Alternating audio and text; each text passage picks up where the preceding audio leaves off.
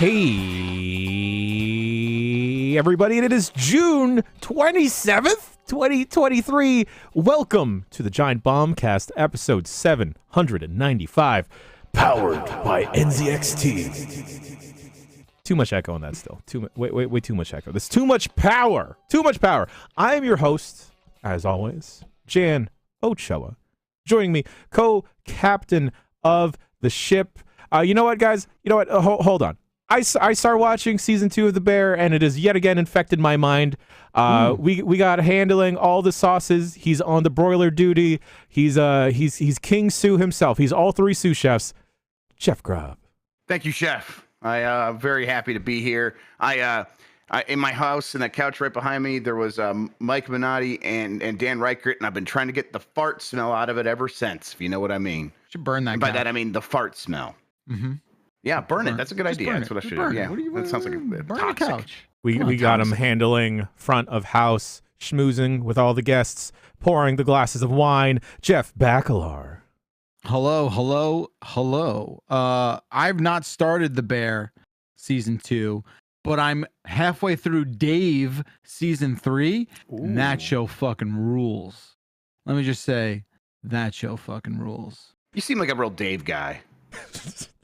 I know someone that dated him. I don't know. Little Dicky? Yeah, I seem like a Little Dicky guy. I mean, I'm not Little like Dicky guy. Yeah, I'm not a big fan of his music, but I like his show. You look like Lil Dicky. Yeah, that's what I was trying to say. You know, people are always saying, Bacalar, you're like a Little Dicky guy. Yeah. People can't stop saying that. I guess it's true about my love for Lil Dicky. And last but not least, we got him staging in the restaurant this week. Michael Heim. Hey. What's up, y'all? Thanks for having me. Thank you for being here. Thank you for your presence is a present, as they say. Oh, What's happening, boys? What's popping off? What's going on?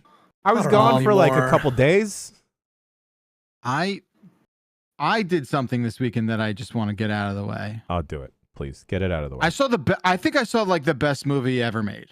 Okay. Whoa. Can we all guess? Mm-hmm. All right. I mean, you should be able to. Is it in theaters? Certainly is, Jen. Is it anime? You can make the argument. Whoa. Oh. Okay. What's an animated film that came out recently? What are these animated films in the theaters? Blackberry. Peabody and Sherman. Yeah, Blackberry. Was it Blackberry? Are you a big Blackberry guy? I'm a big Jay Baruchel Blackberry guy. Wait, was it? No. Oh. But I do want to see that. The new Psychopaths movie is in theaters, right? I don't know what that is. Ooh, the J-Law movie. Yes, with friend of the show. What's his name? I forget that dude's name. Oh, he's not a friend of the show then. He's a friend of the show. Wait, are we talking about No Hard Feelings? Hotel Transylvania? That's the movie that J-Law's in. Yes. Is that the movie that is the greatest movie you've ever seen? Oh, Spider-Man. Wait, Spider-Man. Is it Spider-Man? Of course it's Spider-Man. Okay, all right. Well, I mean, come on. It could have been anything. Jesus It could have been Christ. anything. It could have been The Flash. I didn't want to say The Flash.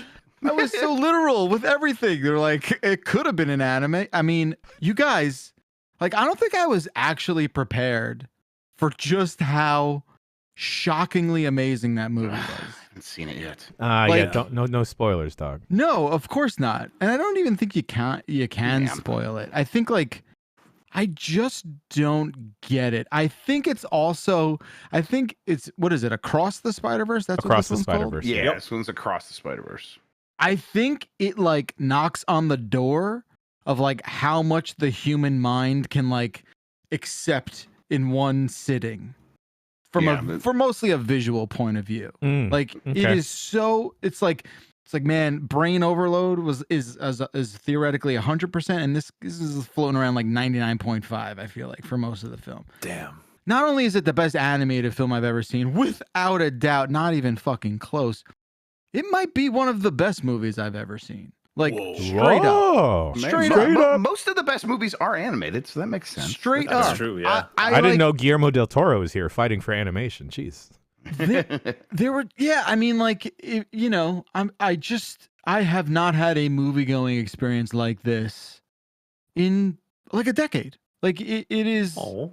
It left me like paralyzed. Like I could not move. I was sweating when I got up. Oh, that's cool. I'm so happy for you. Yeah, like thank you. I wasn't high.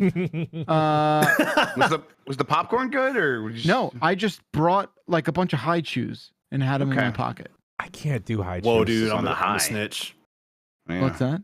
What's that? I'm gonna snitch. Don't snitch because an outside food and drink. Dude, Yeah. it's so insane like how they make you walk through the candy shop like to get to the theater.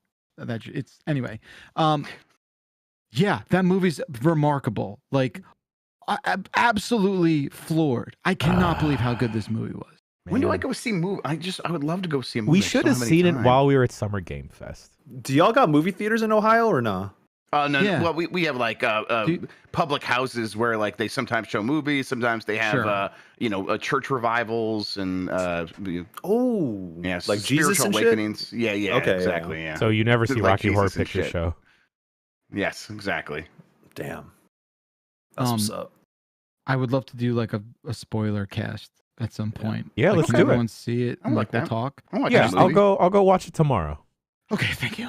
I need to. Does it? While it's fresh. What's up, Michael? Does it leave you itching for Beyond the Spider-Verse? Like by the end of it, you're like, damn, I really wish that Beyond the Spider-Verse was like a year away or something, or supposedly a year away, but who knows when that's actually going to come around due to various factors. So I is that a spoiler in itself? I feel like that is one of the pitched it first as a things. two-parter.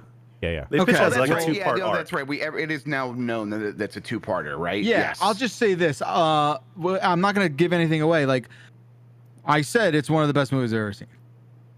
All right. So like the context of knowing there's another, I think, indirectly answers that, right? Like it.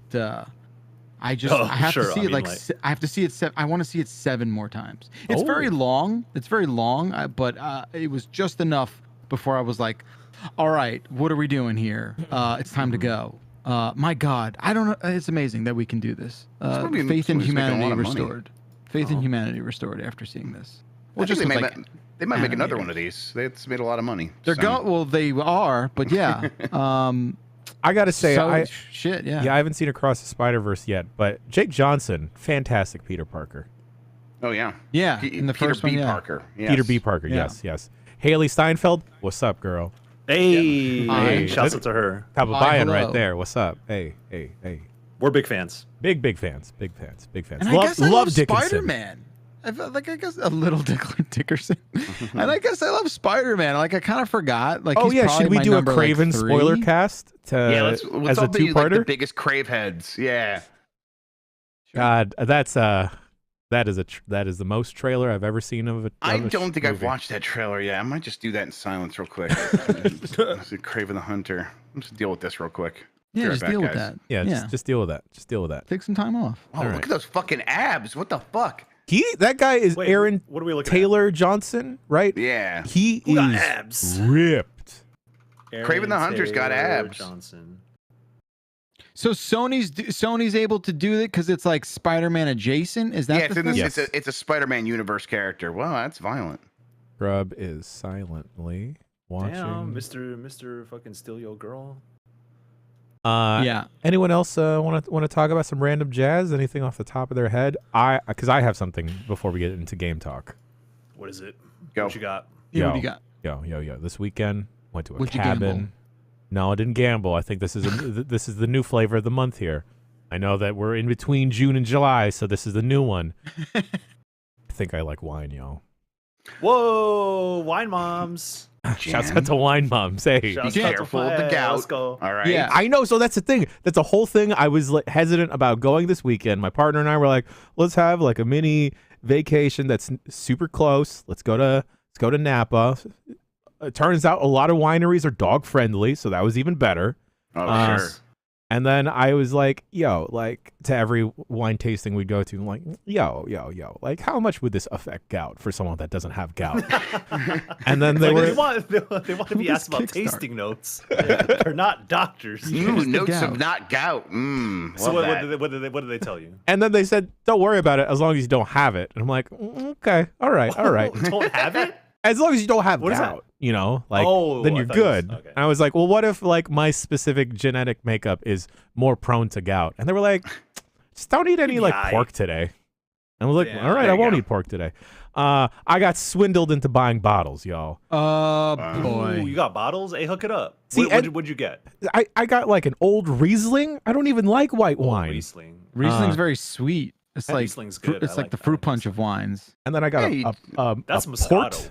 Yeah, you're right. Sorry. I got a port, which had some brandy in it. It was delicious. Okay, that sounds good. Port. And those then those are too sweet. I got some cab. You know, I got a cab. Good old cab. Hey, cabs are here. Let's go. Hey, Jan. Yes. Had you never had wine before? It sounds like that might be true.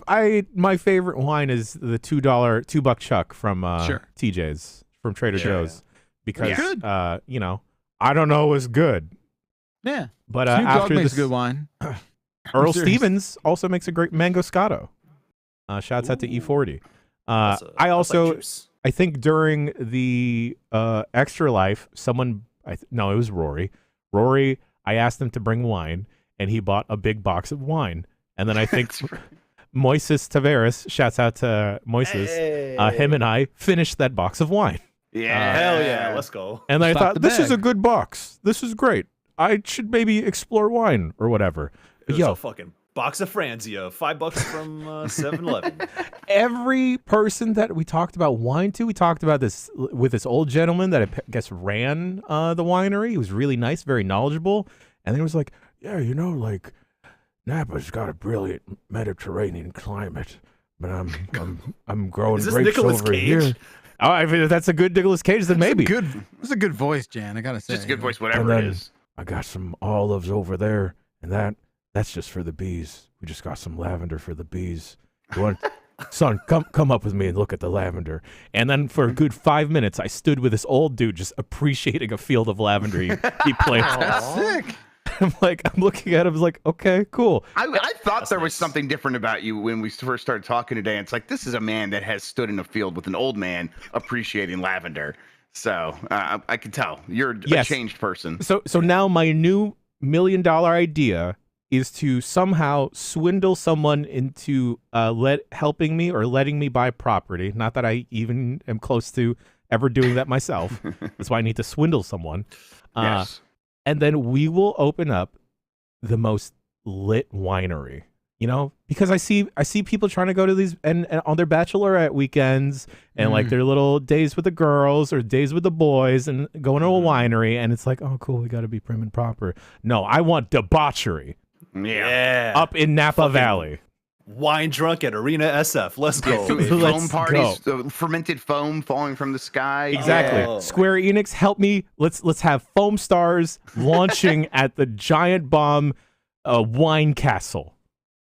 Let's do it. Ooh. I did yesterday say to Mike we should have our own brand of alcohol.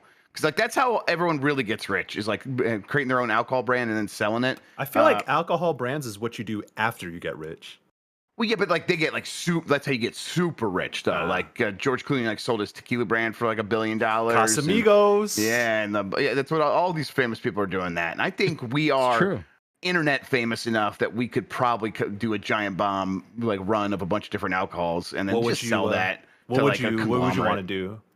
What kind of liquor would you want to do? I think a game. I'm trying to think. What's the gamer alcohol? Like what's the most gamer alcohol? Is it is it a wine cooler? Spiked Mountain Dews, which already exist actually. So I don't know. That's what so maybe we could do like some like White Claw adjacent stuff. Do a seltzer. I think a seltzer. I like a seltzer idea because it's not like pornographically gross. You know what I mean? Like all that other not a lot of sugar. I know what you mean. You know, like I want to keep it classy in some capacity. Yeah. We sell artisan Cuddy Bangs.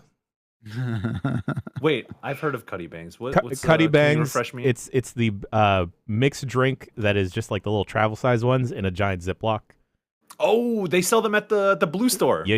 Up the street. Yeah. Blue store The blue and the store. yellow store. I prefer the yellow store. The yellow store is where it's at. Okay. Yeah, the blue store is right across from the Kind of Funny studio. So if you're ever trying to get lit with Greg, well, nah, maybe I shouldn't divulge any information. Yeah, of yeah, what what's I- happening? What's I don't- happening? well, no, of things that I've done in and around that area. Because, those bags fuck you up. Because they come with all kinds of bullshit. It's like fruit punch, 3 different types of rum, and then it comes with like ice and shit. So you mix it all yourself. And it's like, it's a build your own cocktail sort of joint, which is like, I never seen at any other liquor store, but that's what the Blue Store is known for here in Daly City, baby. I think Tommy Dingo's got it right. Like a giant bomb seltzer that is somehow inexplicably 7% ABV, but only 80 calories. Like, let's go. I don't think that's physically possible. I don't know if that's We'll figure like it here's out. the like I'm not interested in making beer because like it's just I don't want to. Will that be just like too close to drinking it. home? Too yeah. You don't shit where It's you also eat kind of thing. it's Like an impacted industry too. Like craft beer industry is totally. Just, It's already over and like. What's interesting about that is like now would probably be the worst possible time to get into that landscape, right? I don't know. Why? What's other than like the fact that there's so many craft Yeah, that's breweries why already. it's just Okay, yeah. oversaturated. Yeah. And What is a? Oh, I'm sorry. Go ahead, Beckler. no, I want to hear. I'm now more intrigued about what you have. I was gonna say like what I never had a wine cooler. Wine cooler was something like when I was a kid. I remember hearing about. Isn't that it. just like a seltzer, right? Yeah, is it like carbonated white wine? I think I don't. It definitely wasn't seltzer first, but it's probably the most seltzer adjacent thing Is it? before. It's like Right, 'cause wine it was cut with it was- juice. Was it? Oh, I don't know. What was it? It's Does a anyone know what it was? spritzer. Spritzer? What the Oh, fuck is it? I you know ever what had that word is. Aperol Spritz? Yeah. Aperol Spritz is a Bay Area joint. No, I don't think it's a Bay Area joint, but I've had Aperol Spritz from Bay Area natives who've told me about it. Yes, maybe wine and that's fruit what we juice. do. You're right. Whoever said Oh, wine yeah, and okay. fruit juice, you're correct. Yeah. Cool. Carbonated. Luder Jennings says he's scared of how much he needs wine. We gotta help our boy here. It's sort of I like need Just wine and soda, I popcorn. guess, yeah. Yeah. Vamp amongst yourselves. I need to see who the hell's doorbelling. I'll be right back. Yeah. Sure thing. Whoa. Okay. Okay. Oh man, I was never a wine cooler person. I feel like when I was in middle school and high school, like that was the thing people wanted to drink, Yeah. right? Where they were It's like part of that lineage of like it was wine coolers and then it was Smirnoff. No, I'm sorry, it was Zima. Zima. yeah. Then Smirnoff. Zima? Then This is what I come back to? Yes, then Smirnoff Ice, and then now we have White Claw, and that it Yeah. actually became a big Yeah. thing. Like, But you before know, there was only allowed to be one of these. Like either it was the wine cooler, and the wine cooler was replaced by Zima, and then Zima was Yes. replaced by Smirnoff Ice, Yeah. and now it's like we have 50 of these. Like if you were to Yeah. silhouette the evolution of man, like how they do that, like that would be it. You know what I Right, mean? yeah. Like it would be like wine which cooler, one is the most Zima, direct? Smirnoff. Like which one's standing up the straight us? Is it Uh, Smirnoff Ice? Probably maybe like a vodka martini. Sure. Okay. You know, Uh-huh. something like that. That's crazy. A Yeah, real what's heavy your- IPA. You know? Ooh, Mike, I think you said this earlier. I think you said buzz balls. We should do buzz bombs. Ooh, buzz bombs. Buzz balls. I mentioned balls itself when we were talking Oh. about energy drinks. Yes, but balls, I the do miss energy drink. balls. Yeah. Of course, I love balls. So, Lil Dicky You know- and balls. Little Dicky and bowls. I like drinking. I like that. Obviously, I had an incident a couple of weeks ago where I did drink too much. I'm not proud of it. It happens to me like once or twice a year. Last time, if you all remember, was Thanksgiving Eve. Right. I don't know if you remember. I was a piece of shit. You used to be. And then a couple. Is It's everything right. okay? Yep. See, the thing with me is I like that joke, but I used to be a shit and then occasionally Still are. become a piece of shit. Yeah. So, and I just, I don't know. It's rough, man. A hangover is like Oh no. that just shit. the absolute worst. And I don't feel hungover after being stoned. I just don't. And I I just, definitely sleep in a little bit when I'm in the night before if I was oh, that partying like sounds that. terrible. Yeah. Fucking Sleeping yo. in. It's a little toasty, you know? Five milligrams. I'm reaching fucking escape velocity out here, man. I wake up with like my eyes are redder than the devil's dick, man. I can't really like Which is very red. go too hard on 5 I can't go milligram too- Andy over here. I like it. I like Listen, it. yo, fucking, I had 21. The first time this is always the first time when you have too many edibles. You don't really realize how much Right. it is. You time travel afterwards. Yeah, yo, fuck, man, damn. me and the homies were like swimming on our carpets. We You thought can we like were drowning. manually control your heartbeats. It's like, oh, I shouldn't be able to do this. Michael shouldn't be This is doing bad. that. This is bad. That's the thing too. When if I have 10 milligrams, like not only am I about to approach escape velocity, but also I can feel everything inside my body. Yeah. And Sure. so I start to trip out because I have a mechanical heart valve and I can hear it and I can feel it and I can feel the blood flow through my veins. And that is the That's last fun. thing. I do not want to feel that. No, you gotta don't. hold on. Yeah, you gotta just hold on there. Maybe knock yourself out or something. I don't know. Yeah. Yeah. Well, could always rely on Zima or whatever the fuck we got. now. Exactly. That's Turn why up. you just like down some giant bomb wine, Yeah. and then that'll like even everything out, you know? And popcorn. And popcorn. Jan, God. Yes. question about your winery. Yes. Yes. Did they happen to play music at your winery? You know, I was thinking about this, and I was like kind of tense the whole time. Every winery we walked into, I'm like, is anyone playing? Is that- Bum, bum, There bum, is- ba-dum, Dun, bum, dun, bum. dun, Is that Africa? Is that Toto? Yeah, that's Is that- Toto.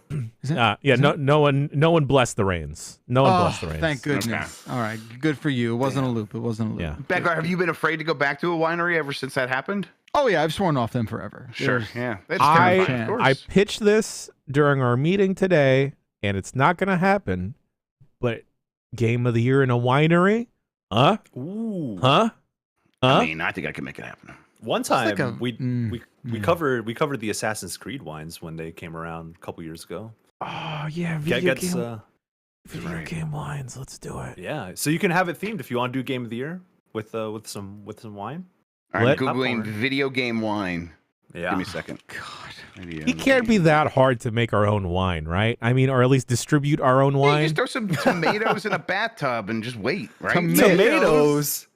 Okay, Is there prison, tomato that's prison wine? wine. Kinda- That's prison what wine. kinda- Excuse me. I mean, there's kind of wine are you cherry drinking? wine, right? Is cherry wine actually like with cherries, or I don't know. I don't Yeah, know. yeah, definitely. You can make wine with any fruit. All of it ferments. I promise you. Well, but if Yeah. you do it with an apple, that's a cider, right? Like, Sure. Yeah. Yes. Probably. Yeah. Tomato ketchup. wine. Holy shit! Apparently there is a White Claw Surge, which is 8%. 8%. Yep, I've had White And only Claw Surge. 2 grams of sugar. What? And that shit is ass. All right. I'll break the fuck is in. going on there? That's the new Giant Bomb wine cooler. Let's fucking go. all right. I guess we should talk about games before we talk about actual games. I have on this list here a bunch of bullshit on the ASUS ROG Ally. Oh, Ooh, yeah, hey. sure. If we want to get that out of the way. So I got one of these. Oh, It's the ASUS ROG Ally, which is kind of like the Steam Deck competitor. ASUS has been making PC parts for a long time. They do different versions of NVIDIA cards. They have they also do laptops as well. Yeah, gaming laptops, I got one. motherboards, and all kinds of shit like that. So they made their own Steam Deck, and it's basically a laptop with a controller attached to it. So it runs Windows, and it functions exactly like Windows because that's what's installed on it, instead of like a proprietary operating system like Steam Deck has with Steam OS. And it has a lot of advantages and disadvantages in doing that. I've been enjoying my time with this thing. Like, holy shit, dog. Like, because the thing is, since it runs Windows, it can use any PC service on it. So in addition to Steam, I've been playing a lot of Diablo 4 on it because it has I can do Battle.net on it. Game Pass is probably the biggest thing for me. I scroll through Game Pass, I'm looking at all this shit like, yo, I could play any of this on here because it's basically a Windows laptop. So it's been pretty sick. The only thing is that sometimes it takes like 4 tries for it to just boot up. Like it'll boot up and like updating something, and then it'll just shut down. And you boot it up again, it's like, okay, now installing update. Then it shuts down.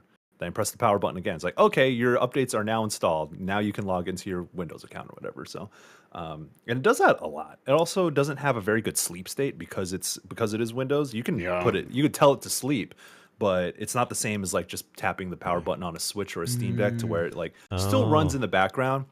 And sometimes it just like turns on by itself. Like you ever put your PC to sleep and it just turns on? Yeah. Yeah, because Yeah, you all like the time. walked out of the room and like you did a heavy step and the mouse moved a micromillimeter and it's like, oh, you wanted to turn back on? It's like, fuck, no. turn off, I'm you always idiot. on an endless journey to like figuring out how to make like the least sleep awake prone like PC imaginable, and it's always like turn off the power, like allow power to powered USB devices to wake up the machine. There's like 1100 settings you could possibly enter. Well, And that's what I really wonder about then, Michael. Is like Windows is okay, but it's not meant for a handheld gaming PC like this. Is it cumbersome ever? To navigate a little bit, like the touch screen is good and accurate, but because it's such a small screen, you're trying to like tap on really small icons. So navigating the thing isn't that great. I mean, it's a gaming device at the end of the day, so if the game is running, I don't really give a shit about like, any of the other function stuff. As long as I can install stuff and it like runs the games well, which it does. And I'm cool with that. And it's like for the power that you get, it's significantly more powerful than the Steam Deck. And for it's $700, so it's not that far off from the highest Steam Deck that is available, which is $650. You get the same amount of storage. The screen, oh my god, the screen is miles ahead of the Steam Deck screen. I'll tell you that much. Its high resolution is 1080p, but it's an IPS panel. It's not just a straight LCD. So what does that mean? Colors are better. At least that's what I think. And plus being higher resolution, games just look better. But I'm sure I'm gonna mess around with it a little bit more. I'm trying to like cover something on it. There's like tweaks I can do with the power settings and things like that. Messing around with the BIOS. I still want to do that. But everything I've talked about so far is just like out of the box.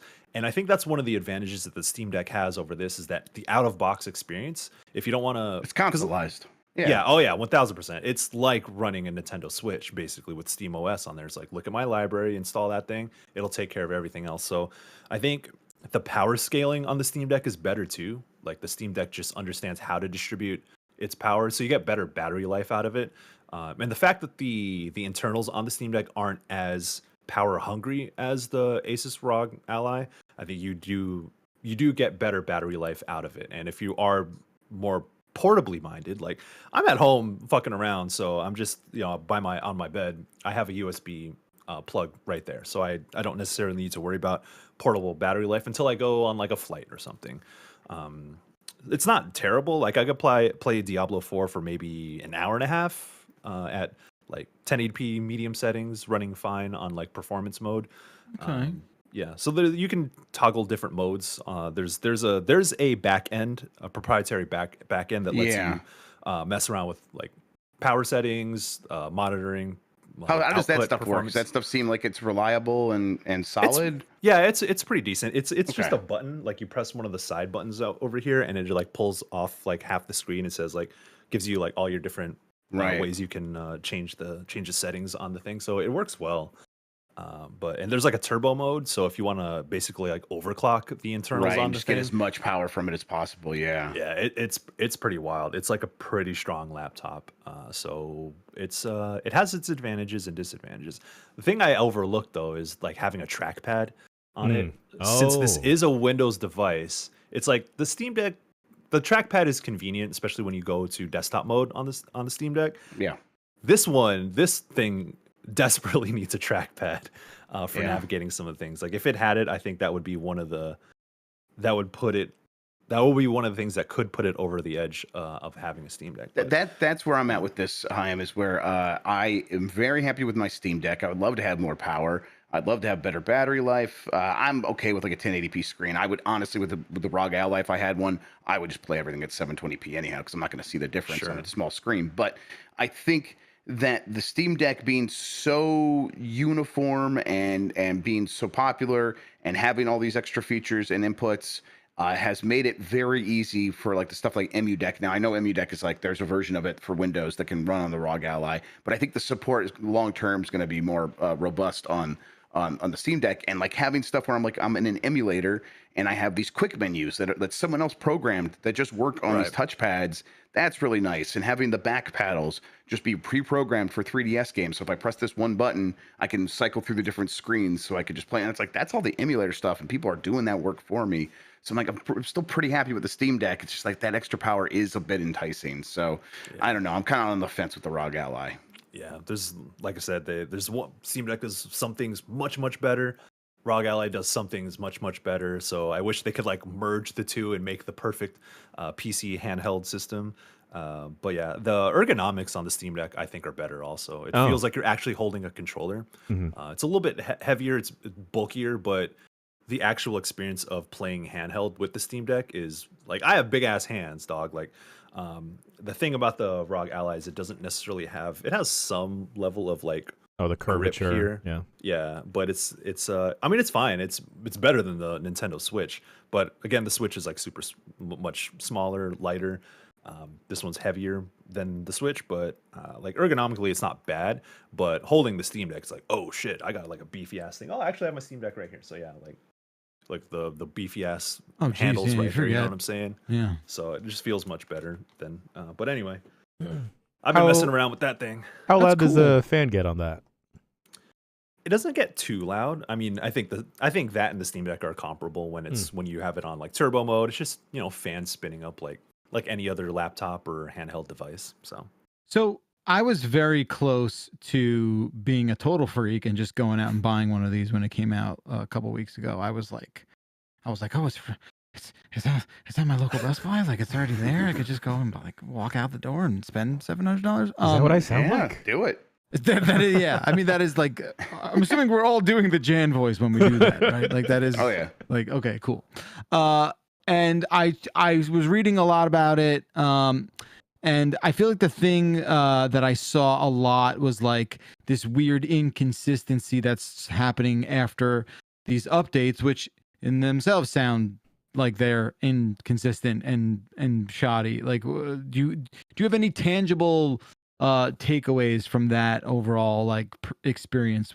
Like, like I said, I've heard things like are much different after an update, performance wise, battery wise. Like, I know you touched on it a little bit, but anything more you want to add?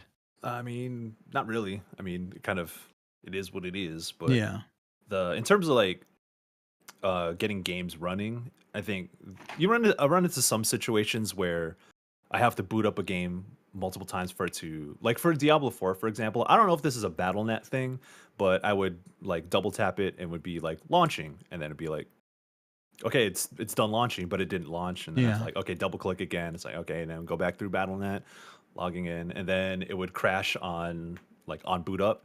And then the third time, kind of like powering up the damn thing. Third time, it's like, all right, everything's good.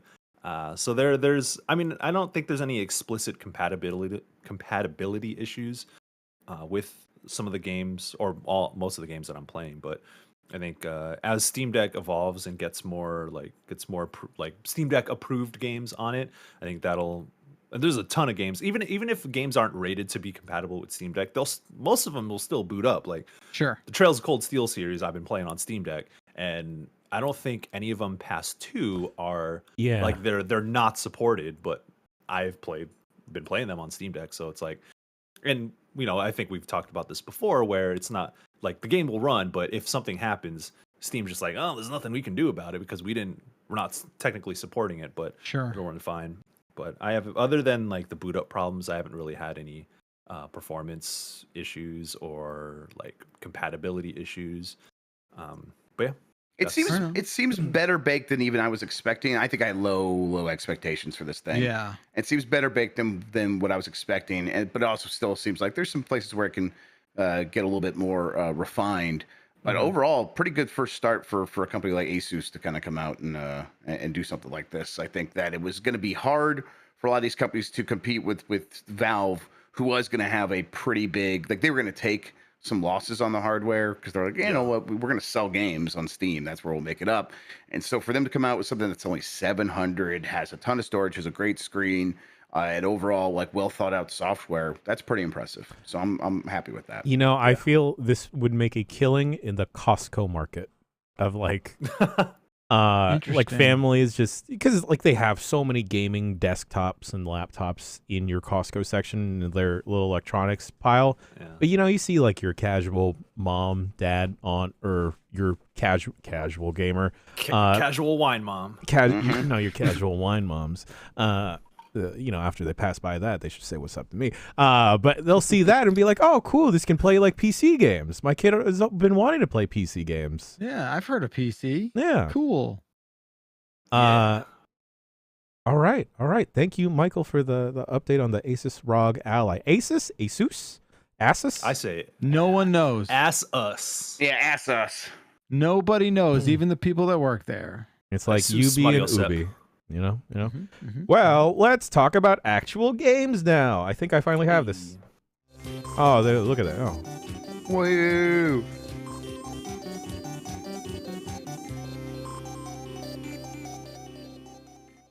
Video games. We don't have a lot listed here, but if you feel compelled to talk about more things, we'll talk about more things.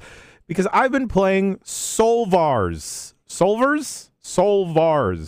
What's that? This was part of the Steam Next Fest, one of the million demos that were available. This is not one of the adult games, so you can play this completely fine. I don't know anything about that. Yes. I don't know anything about that either. But SOULVARS is a turn-based game that is incredibly up my alley. It's all pixel style art. It's a very, very linear role-playing turn-based game. But the combat in it is particularly striking. They advertise it as a card-based combat system where it kind of doesn't feel like that. It kind of feels like a combination of somewhat of a card-based game and like your Mega Man Battle Network style of combat, where you have like a Rolodex of 5 different abilities, and some of them are duplicates of each other. So say you'll have like punch, kick, shield, and sword, and from there will have different modifications. Like this one has haste on it, so you'll go first, or this one, the attack power will go up.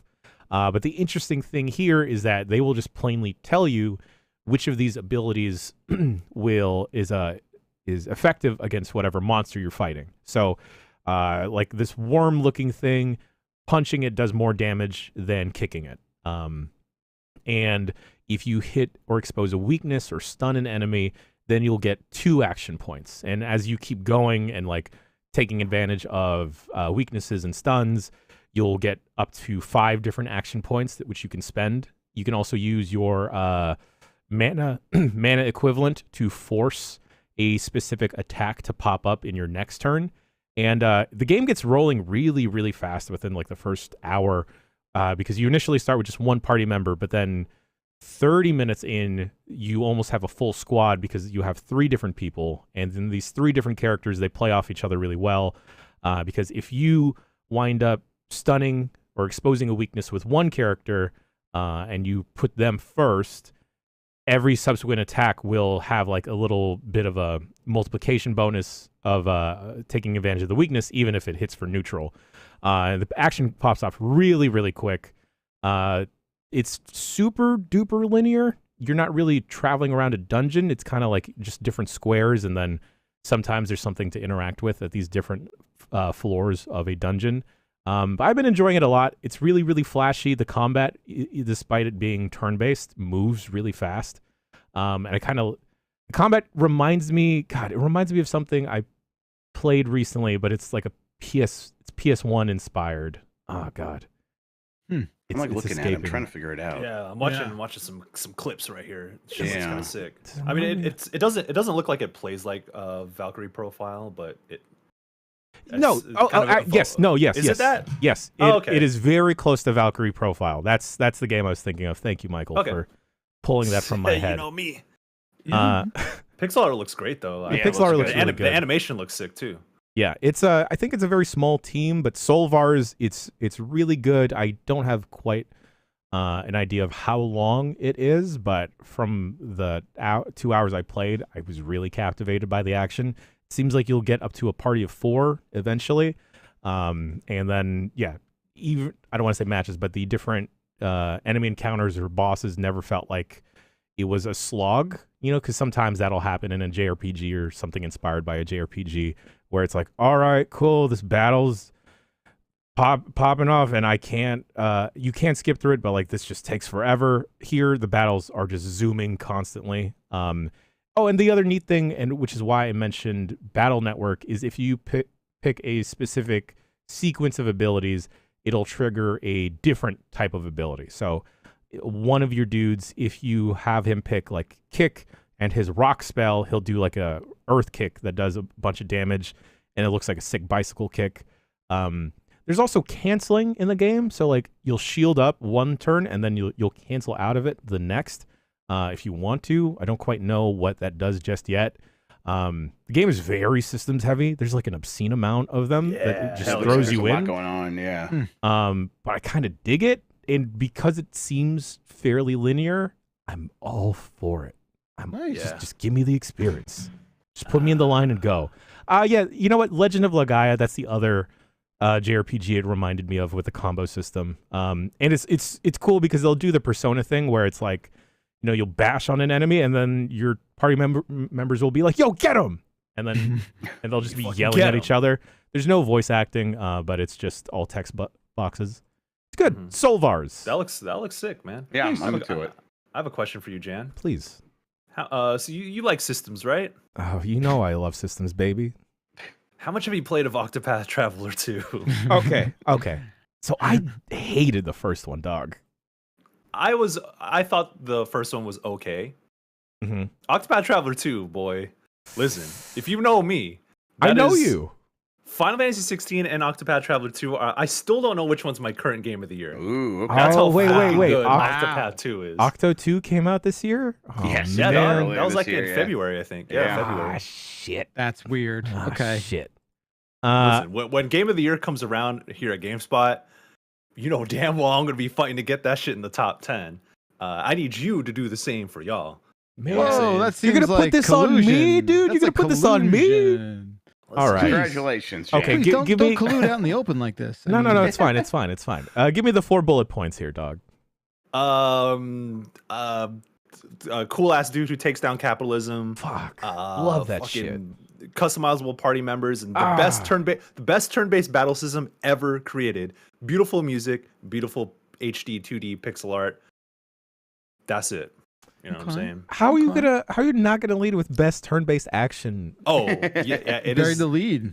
It is legitimately, I think, Wait, like honestly, but I'm not over exaggerating. It is the best turn-based combat system ever created. What does it do differently? Because I've It's just completely fucking good. missed the That's boat what- on Octopath, dude. I think the encounters are better, and the flexibility that you get with the different characters are better, and it's small additions, and just like the quick nature of you can boost that thing to 2 times battle speed. That's the way to go, man. And it's like sick animations, fucking figuring out which turn I'm gonna boost this character to 4 times so they can use their full ability, but I'm gonna break these enemies on this turn so I could line this up right with the buffs that I get.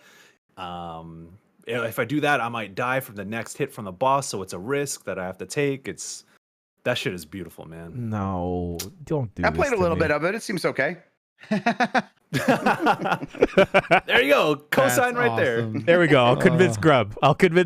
And then we'll go. There you go. We'll double down, and then All somehow right, okay, Octopath will be number 2 this year on the Giant Bomb's Game of the Year list. Oh. If we're doing Eurovision voting again, then maybe I could juice it that way. There you go. Yeah, juice it. God. We'll get to the game of the week, but playing a good turn-based game where you can kind of chill, but kind of like just click at it sporadically. It was nice on my hands because the last couple games I've been playing has been messed up for my hands. But before we get to the game of the week, we have Kurt Indovina's Toxic Crusader. That's right. Oh, Yeah. Kurt. I've been I played a little bit of that. That's another Steam Nexus demo. It's another one of these beat 'em up Renaissance games where the beat 'em up it's back and it's better than ever. And this one looks a lot like a Teenage Mutant Ninja Turtles Shredder's Revenge. It's basically has the same exact art style, same kind of beat 'em up systems of going in there and punching, and the enemies are going to be a little bit difficult, and timing your attacks so that you can get some hits in before they hit you, and they have like invincibility frames, so they're going to hit you no matter what. It's one of those, but it's based on the Toxic Crusader, which is the old Trauma film series with the guy that's a crusader who's been toxified, and it's got all the characters from that universe. But it plays pretty well, and I'm like, man, beat 'em ups. I just wish more things would do this, and I'm kind of like very excited about if something like the Toxic Crusader can get a beat 'em up. We should be able to get beat 'em ups for all kinds. There should be a Fast X beat 'em up. There should be all kinds of stuff. Yeah. Oh yeah. The Office beat 'em up. Yeah, I That'd be want fun. like That'd be all right. Yeah, exactly. I want Nintendo to be like, let's make a Wario and Waluigi beat 'em up. Like they should just be like a double dragon with that. Yeah, with those two characters.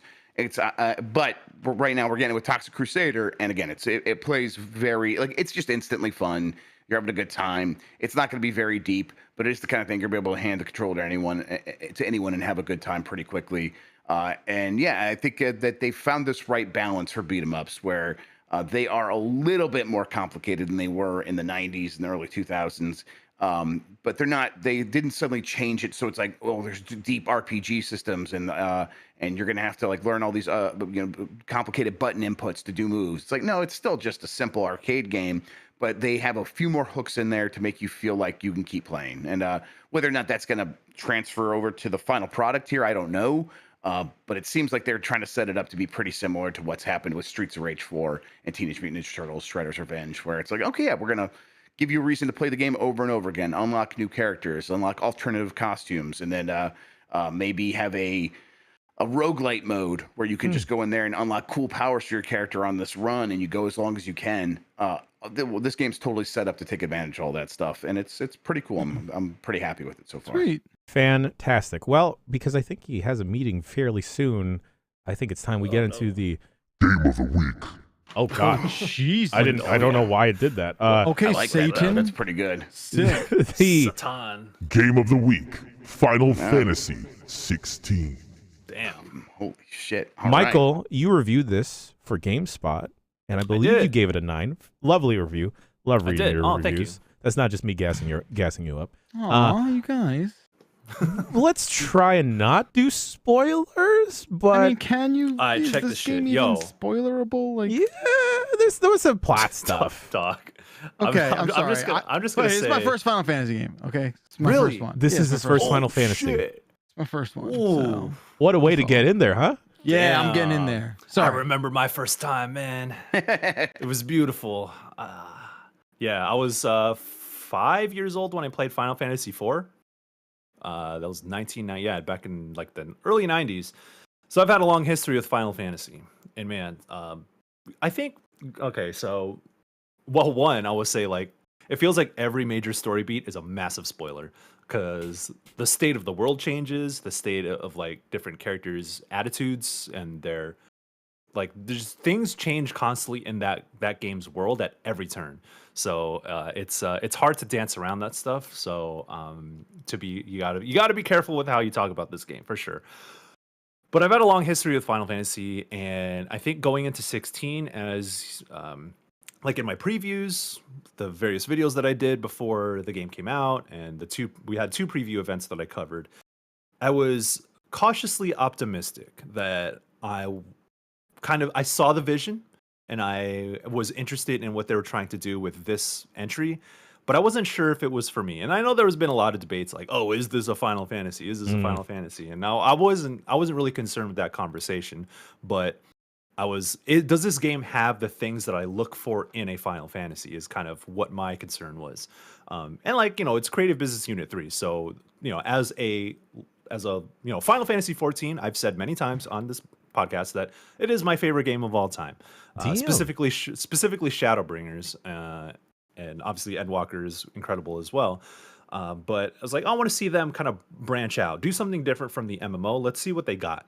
And this is what they came out with. And so I was cautiously optimistic going into 16, but they fucking did it. Like if you had any concerns whether or not this was a Final Fantasy game, boy, let me tell you, this game is the most Final Fantasy. That's what I'm saying. That's why I don't understand any of this like scuttlebutt online whether or not this is like a Final Fantasy. Yeah. I do get it though, because so first off, I know a lot of folks have likened the stuff that they've seen to Game of Thrones. I never watched Game of Thrones, so I don't have that reference point. It's exactly like Game of Thrones, and it's not a problem. Yeah. Okay. Well, then I'll I take people's words for it. Of course, like there's a lot of people I trust in this industry who have said as much, and I'm like, okay, cool. Like I believe you. But I just don't. So going into this, I don't have that reference point. So I'm just like playing, medieval fantasy, bad shit happens. It's much more violent than anything you've seen. Like I played, Type 0, and that game opens up pretty brutally. But that does not even come close to the shit that you see in 16 in the first couple of hours. Because holy shit. but yeah, 16 got me. Like I have a lot. It's weird because like I do talk a lot about like the nitpicks that I have, Sure. and some of the issues that I have with it. But at its best moments, like at its peak, 16 is some of the wildest shit that I've ever seen in a video game, let alone like a Final Fantasy. Wildest shit I've ever seen in a video game. And it's not just doing like wild shit for the sake of doing it.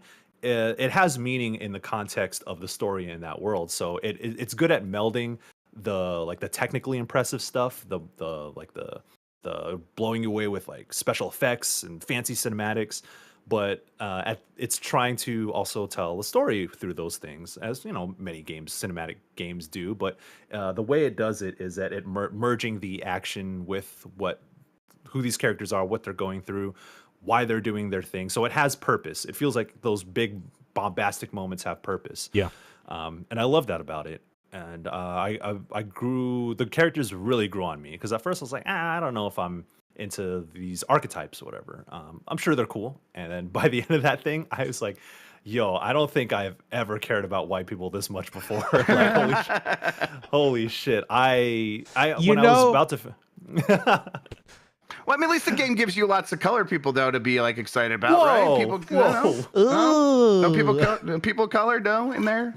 Okay, so that's another conversation that I'm willing to have if we have time. I'll just say I played about 7, 8, 9 hours. I'm getting up there, and it's like I'm enjoying it, but it is like strange as you start getting into other parts of the world where it's like, man, there definitely should be non-white people here somewhere. Like, just look at that architecture. A dude from the suburbs did not make that place. Like, there's just no way. So where are all the people that actually made this? Yeah, it's a little strange. Weird. Yes, there's a region called Dalmekia, which is so here's the thing. The first time you step foot in that desert area, you hear sitars and obviously music influenced by West Asia, South Asia. So, and then they all have curved swords, and like the attire is vaguely in reference to some of that from that region. And then half the people there, roughly like half the people there is like, oh, you can pass as like a South Asian, Western Asian person, I guess. And then the other half is like burnt ass white dudes. And it's like, and there's like here's the problem is like there's a thematic inconsistency. Like if you're going to evoke that culture, that's fine. And so this team has done it really, really well too. I've seen them do it in 14. Like if you've played it, then you know about, if you played 14 and Walker, you know about Thavnir, Radzat Han, which are directly drawing influence from South Asian culture and representing that culture extremely well, reflecting it in that world in many, many ways, through the music, the way that people speak, the architecture, the way that whole region is designed, and some of the cultural norms that are embedded in that lore and story. So I know that they can do it. They just didn't necessarily do it here for 16, which is unfortunate. Really weird choice. Just odd choice for some of the stuff. I feel like this could have been like a 5 or a 10 for me if they didn't make those odd decisions. Like one, like you mentioned, Michael. Oh, sure. Yeah. I mean, like so I will say that it doesn't necessarily hurt the overall, like what the game is trying to accomplish. It's just one of those things where I'm looking at it, I'm like, this is funny. Yeah, it's kind of funky. This is it's a little cross funky, your like, arms, like, yeah, like, guys. Yeah, I'm happy to be here, but y'all, something's a little off here.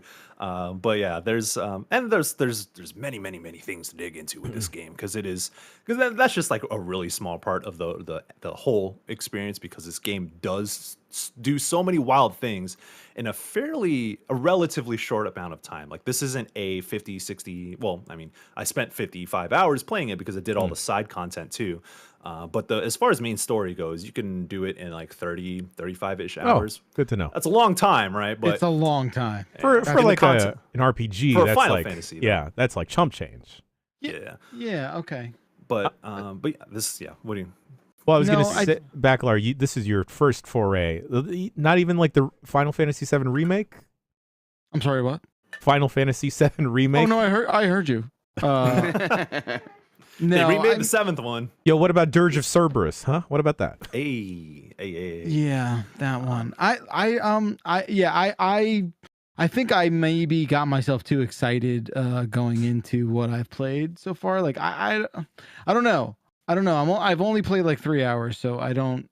This is not a thing that I'm thinking about a lot. I like the over the top part that I didn't know really what to expect. Like when I say I've never played a Final Fantasy game, I don't even like understand the very basic tenets of like what the entire experience is. I realize that's changed a lot over the years, right? Yeah. Like it's sort of all over the place. You But cut people and you shoot magic at them. Big Yeah, swords, like, big buckles. you know, I don't know. I think I just have to. I think I need to double my playtime here, and then we'll go from there. Yeah, But the way you're describing 30 plus hours, I'm sort of like. I mean, it's like a God of War Ragnarok. It's similarly paced. I guess if that's a okay. Yeah, helpful definitely. reference point. It is, yeah. Yeah, and it's fairly linear. I'm surprised by how linear this game was. I mean, there's open hub areas for the different regions that you go to where side quests pop up, and you can get in like optional bosses, which I found really really fun. But pretty much this game says, "Hey, go here, do this thing. Here's a story moment. Here's a dungeon. Something's gonna happen in the world. Then you go here and do that again." So it's the pacing is. I still find the pacing a little bit, or it has like it's a roller coaster in a way where it's like, yo, this huge thing happened, and it was just like the most incredible, storytelling impressive pacing. shit. Like Yeah. they'll slow things down, like in terms of how much they're like introducing new things and give you time to stew with the characters for a little bit. But it's not like they're giving you a ton of other things to do. There is the side quest, but the side content is not some. Most of them that I've done are not like, okay, here's like a half an hour story thing that you're going to do. It's like, here's a little distraction for a couple of minutes. So like that doesn't really work to break up the pacing too much. So it's like it all does have to happen on the story side, right? Yes, and I think it works well for what they're going for, is what I'll say. But yeah, there's when it comes to story stuff, like. Of course, I'm not going to. What's the call cry out count? any specific... What's the cry count? The cry count's at 7, bro. Damn. I'm a big baby. If anyone knows me, like I'm fuck y'all. I'm sensitive. Yeah, me too. I get it. I cried during Spider-Man. I get it. Yeah, I cried during episode 7 of The Bear. Yeah. Oh, Yeah, see? there you go. Hey, listen. Hey, I'm we're all crying right opening now. up here. Yeah. Not through his good to eyes. Cry. Don't be ashamed. Cry. Yeah. Feels There's a lot of moments that it was different types of cries. You know what I'm saying?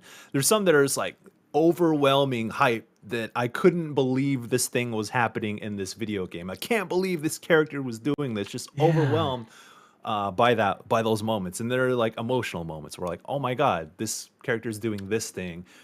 I'm so sad that this thing is happening, or I'm so happy. Or like the thing I will say about Clive as the main character is that he's a very gruff guy at first. And I think like Ben Starr does an incredible job of embodying that character, because when you finally like Clive is a character who goes through a lot of shit in his life, has like no reason to be happy about like after what he like from the things that he goes through. So the moments that he does break out of his shell are meaningful and they're powerful and very impactful, especially with the way they're delivered in the specific situations. So whenever he cracks a smile, makes a joke, when he finally feels like he's comfortable enough to express himself in those ways, like in those small ways throughout the story, there are not many of them. He doesn't turn into like fucking Deku or like a shonen protagonist or anything. But the moments he does break out of that, as it's like, oh my god, that's my guy. It feels earned in a way too, like that makes sense with where you are with the story beats. I think I got to the first part where it's like, oh, Clive can smile. Yeah, and I'm like, oh, finally, oh, it's okay. He's buddying around with everybody at the hideaway. Like, oh, that's cool to see. Man, fucking shouts out to Ben Starr though, like across the board. Yeah, I really like his performance. It's very good. Yeah. Incredible performance. That's what it is for me. Is I'm enjoying the characters, I'm enjoying the performances, and I'm enjoying the combat. And it's if you come to this game and if that stuff works for you, I think you're gonna have a very good time with this game. It's gonna be one of your favorites of the year. Yeah. If one of those misses though for you, there isn't a lot else going on, and I'm fine with that. I'm not. I didn't really have any expectations about this game. I'm not like some big Final Fantasy guy. I liked 6, never beat it, but I enjoyed what I played of it. played some 12, things like that. It's like, there's always a series that I always thought that'd be cool to be into, and then never got into it. So kind of coming in here with no expectations. I'm like, this is, it is trying to be a lot like God of War, and it is trying to be a lot like Game of Thrones. But once I'm like actually in here with these characters, and they're setting up their plights and their the tensions that they have between one another, and their goals that they're going for, it's easy to understand, and I'm connecting with a lot of it. So I'm pretty easy mark for some of those things, like Clive just being he's like, oh, this is Jon Snow from Game of Thrones, and I'm like, I like a bastard. I like a character that's like gotta come up from the bottom and actually make something happen. So all that is working for me, and I'm enjoying it. Yeah, we haven't talked too much about the combat yet, and the combat in this, absolutely, it's such a fucking banger, dude. It's real fun. Yeah. It hits in a way where like I just could never really click with God of War 2018 or Ragnarok, and I think it's more so because this is closer to a Devil May Cry. I was about to say car. Devil May Cry. Devil May Cry. He may. I don't know. That devil. Like a Devil May Cry style of combat. And like, they'll have their little star ratings of when you trigger off an ability, like, oh, you launched or you did a magic thing. And I'm just waiting. Like, I just wish there was a style combo meter, because there is. There is? What? Yeah, it's an arcade mode. It's a separate mode. Oh, son of a dick. Okay. Because like, I'm looking at it and I'm like, dog, I would have gone to like triple S in style by this point. And it hits for me very, very early. As soon as you get access to Torgal, which isn't a spoiler, Torgal is your wolf that you fight with occasionally. I was making the dumb move of using the Phoenix Shift, which is the circle ability, to just close the gap. And then I'd jump up whenever I'd use Torgal's launch ability. And I was like, sometimes I'm not getting them. So then I figured, okay, Torgal, you launch them up in the air, and then I'll hit circle to get to them there. And then just air juggle. Oh, the air juggles in a Final Fantasy game is so fucking good. It's really good. I was really disappointed that they didn't carry over the ATB system from Final Fantasy VII Remake. But now I don't care about that system, because this one is just so good. And then the ability to shift your different styles of combat and be able to trigger those abilities off. And like, the UI is not cluttered in such a way where I'm having trouble keeping up and keeping track of everything. I also like how they handle the accessibility modes by making them accessories. And the one that I've kept on the whole time I've been playing is the counter meter, or like the dodge meter. Of like the ring of something. Timely dodges or something. Ring of timely dodges. I think that is what it's called. Yeah. If you get a perfect dodge, then you'll be able to like warp behind them and get an attack off. Sometimes, because there's a lot of stuff going up on screen, especially when you get to the boss battles, it can be a little bit hard to see where an enemy is projecting that they're going to attack or when. But then with the ring of timely dodges, it'll just slow down everything and give you a giant R1 indicator of when to get out of the way. And it's great. I'm having a fantastic time. And sometimes I'm like, maybe I don't need this. And there's other parts of it where, sometimes I'm accidentally using all of my potions and other consumables because I thought I had Torgal selected. Oh, yeah.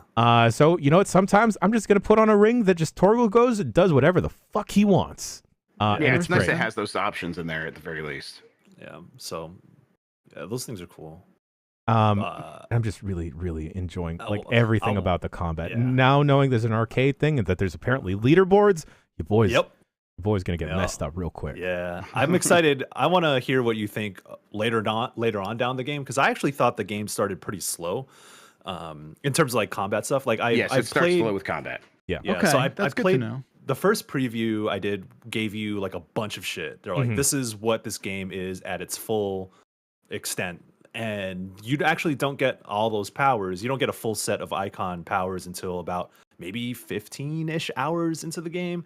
So it builds up slow, but you can at least take that time to understand the game. So by the time you get all those powers, you kind of you learn the basics, you've mastered the basics. So now you have all these toys to play with. And when you finally start to figure out how you can string things together, because you can air juggle, and then you can cancel into a ground pound and things like that. And then you have that charge up attack with Titan, and it's all these different ways that you can customize your attack rotation. It feels like if you play MMO, like attack rotations are just like how you have to play a certain class or ability, but the flexibility that you get in 16 is phenomenal, and the fact that it is wrapped in a stylish action game is really like, it makes this shit hella fun. It's so much fun. And even the late game abilities that you get they start to branch into different styles of playing the game entirely. So like the first couple you get is like, oh, okay, I have these different powers that I can set off. Then like later abilities where you can send like do damage over time, and then when you execute your damage over time ability while they're mid-air, it'll keep juggling them in mid-air, so you can keep those enemies going there. Yes. And then there's also other abilities where if you activate something and dodge, it builds up a meter, and then you can shoot like these fucking missiles from the sky and shit. Like there's an anime swordsman ability where you charge it up, and then you do like 1,000 slashes on a group of enemies, and you take them all down in one swipe, and it has this special animation with Clive, and there's so much good bullshit later on in the game. So the thing is, like, I hope folks stick with it, because even just the best story stuff, the best gameplay stuff is in that back half of the game, I feel. So it's hella fun to play. And man, if I can find the time to do it after completing this, I'd love to revisit this with like a new game plus. Yeah, the new game plus, I'm on the new game plus right now, and they raised the enemy levels. So you go back through the story dungeons, but they retool the encounters. So it's not just the same enemies at a higher level. They throw in extra enemies, stronger enemies. So it remixes that stuff and gives you a reason to want to go back, because you get all your abilities, you have all your equipment once you start New Game Plus. And I just started playing a little bit more of it, and the fact that I had all these abilities, going back through all the old dungeons, I'm doing some wild shit, man. Like, I'm doing some, and I get to it's another excuse to experiment with some of the late game stuff, because I feel like some of the best stuff gets introduced a little too late in the game. Okay. So now that I have like a full understanding of those late game abilities and then incorporating them in these different encounters, whew, boy, god damn, this shit is sick. I love it a lot. Nice. The other thing that you mentioned in your review, Michael, and I thought this was going to be a problem, but I really enjoyed the boss battles here, because they wind up just being a really high budget Asura's Wrath. So I mentioned Asura's Wrath in my review because it's the icon versus icon battles, which they've made kind of a big deal about, and during previews. I got hands on with them, and like the early ones, and I'm like, okay, I see what y'all are trying to do. Y'all are trying to like flex the power of the PS5 and have these big, huge, explosive moments to like be impressive. But I didn't really they weren't that fun to play. So I was like, if there are a few here and there, I don't. That's been my experience so far. I think they look cool, but they're not that fun to play so far. Yeah. And so I felt the same way until you get to about the halfway point of this game. And or a little bit earlier than that. There's one icon fight where it kind of changes the way the whole thing plays. And they give you new abilities, they give you different boss mechanics, and it is fucking wild. It is so much fun. And so the Asura's Wrath call out is for the quick time events. There's a lot of QTEs in these icon versus icon battles. And like, I enjoy a good QTE. I don't mind them at all. Especially if they're indicative of what's happening on screen. If it's just like some excuse to like press a button prompt or whatever. Sometimes they feel like that in the early ones, but later on, you really feel like you're mashing square, and it's like, yo, I'm trying to punch through this fucking rock right now, and I'm doing it by mashing the square button on my fucking controller. Holy shit. And so the way Clive just like is grunting and screaming, and just like the way the screen like shifts around as you make it further into the QTE, it feels like they played Asura's Wrath and said, yeah, let's do that. Let's put that shit in our game. If you ever play that game, it's almost all QTEs, but it is over the top, ridiculous. It's just such a huge spectacle that you don't even like. There's no other way to do it other than having a QTE where you mash buttons. So it's perfectly fine. And Final Fantasy 16. I did not expect that to be part of a Final Fantasy game, and they do it so well to capture the moment, to get you in, to feel like you are Clive busting through this fucking huge ass monster or enemy, or just like power levels type shit. If you ever watch Dragon Ball Z, yo, this is like fucking. What if we put Dragon Ball Z in Game of Thrones? That's the kind of shit that you get out of this. Yeah, the other anime thing, and this is probably because I'm watching it right now, but it's like, oh, yeah, y'all motherfuckers, y'all watched Attack on Titan recently too, didn't you? Yeah.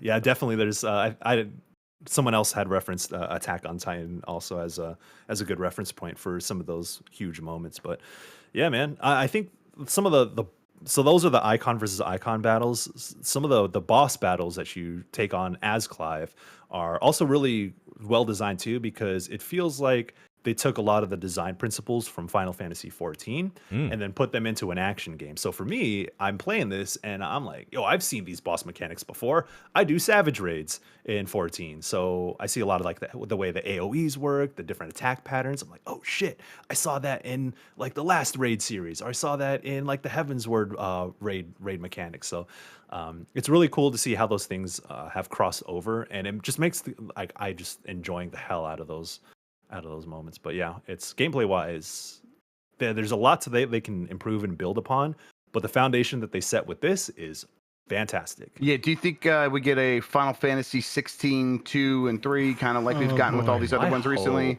I hope, man. They didn't really do that with 15, right? No, they had the episodes. Oh, right. Okay. But right. Part of the episodes for 15 felt like part of them felt like patchwork for what was missing from the base game to begin with. But like the episodes for the different characters, so they're like kind of like a DLC, but they didn't feel like any like sequels in that regard. Because I mean, if you know the story of 15, you know, it goes in a certain direction, so you can't really do those sorts of things. But it feels, it would be a shame if they didn't use this foundation again in some form. So you have like 3-pronged approach for Final Fantasy at this point. It's like 14, the best MMO. You have 7 Remake, which is the fusion between the old and what's new with the ATB system. Such a smart fusion between turn-based mechanics and action RPG. Then you have 16, which is another branch that is like said, fuck being an RPG. We're doing stylish action, and like it's still an action RPG, but I mean at the end of the day, you're really playing this much like a Devil May Cry. So it's an exciting prospect to have like these 3 different approaches that all feel true to the Final Fantasy ethos. Yeah. Yeah. There's crystals in this and chocobos. It's a Final Fantasy game. Yeah, that's all it takes. Yeah. But, could have just called this Devil May Clive. Devil May Clive. Hey, that was one of the subheads in my preview. Hey.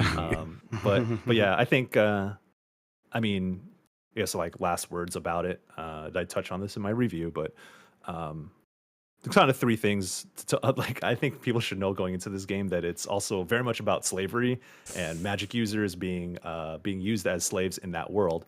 And they touch on the dialogue and some of the story sequences really hit the nail on the head in terms of them understanding the concepts that they're working with. And there are times when they try a little too hard, and I'm like, all right, I get it. Y'all are really going for it, but you can take your foot off the gas a little bit. I get it. You're doing a lot. Sometimes they're just doing a lot. And then there are times that really undermine some of those themes that, I mean, I don't have to get into now, but I think people who play this game, I would want them to have like a critical lens when it comes to those sorts of things. It's part and parcel to the story and the world that they're trying to like build and tell.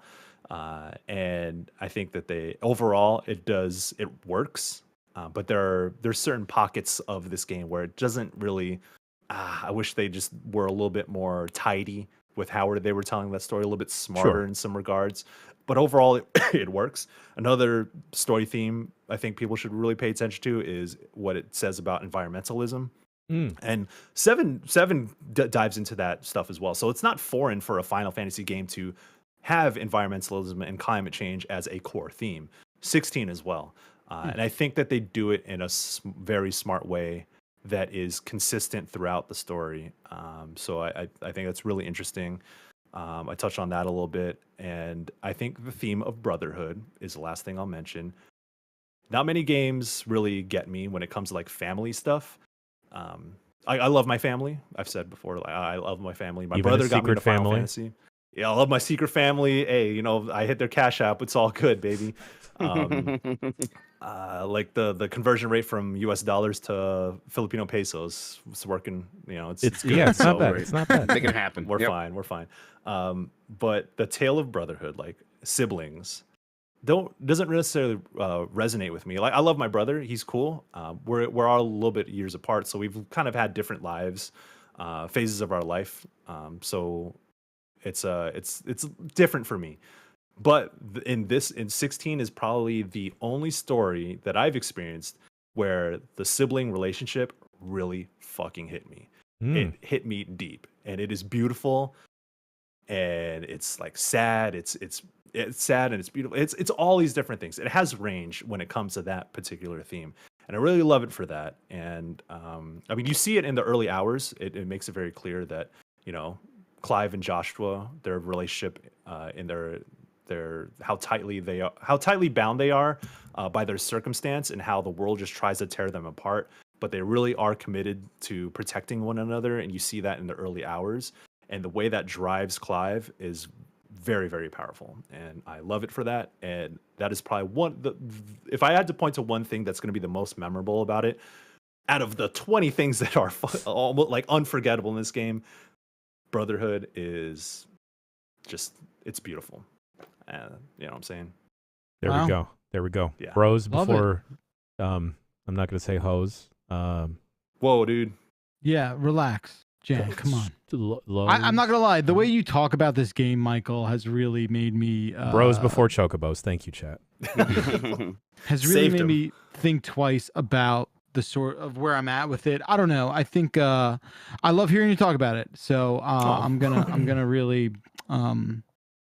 give it another effort here. Yeah. I'm gonna do it. Get past get your first next power, your next icon, and then Okay. see how the combat changes up, because I think it really opened up for me at that point. Okay, that's where I gotta go. Well, Final Fantasy XVI is the game of the week. Maybe, if it isn't too cray to try and finish, maybe we'll line up a spoiler cast. And, we'll round up some homies, talk about Clive's adventures and Torgal's adventures. Yo, best dog, it's going to be Torgal. I'm sorry. That's easy. It's a very easy good boy. peasy. Very, very good boy. I don't often feel compelled to, buy, a game plushie, but, They got the Torgal plushies. The Torgal plushie, it's real. It's oh my god, it's right there. I do have a real dog, but that Torgal plushie, oh my god. Well, that is it for the first segment of the show. We'll be right back after a quick break to talk about video game news. Bye bye. I will have to dip out.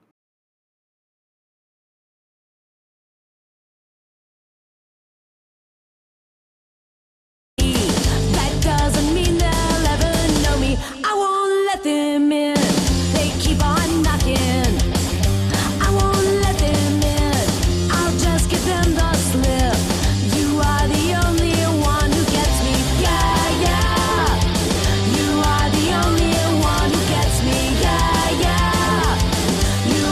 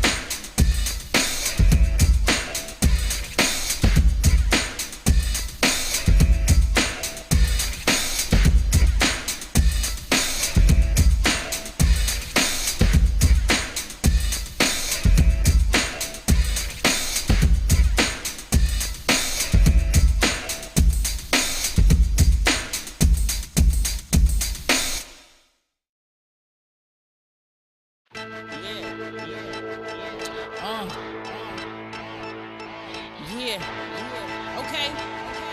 Look, yeah.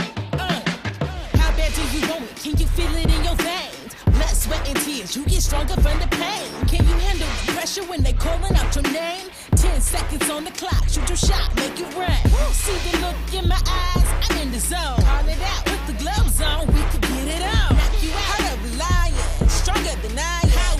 I am not afraid to step in the fire. Block all the hate like a goalie.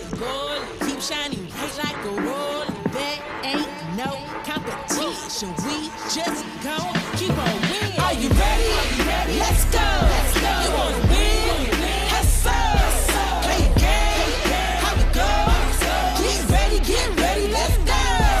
Go harder, go home. Go harder, go home. Go harder, go home. Go harder, go home. Go harder, go home. Go harder, go home. Go harder, go home. Go harder, go home. They can't stop you.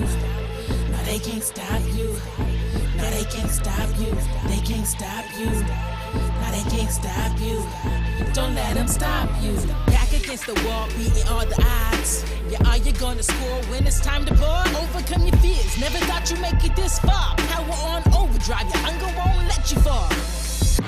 Doors opening up like a butterfly. Opportunities here. Now you decide. How bad do you want it? Do you feel it in your stomach? Are you gonna go harder? Let somebody steal your moment. Are you ready? Let's go. You wanna win? Hustle. Play a game. How it goes? Get ready. Let's go. Go harder, go home. Go harder, go home. Go harder, go home. Go harder, go home. Go harder, go home. Go harder, go home. Go harder, go home. Go harder, go home.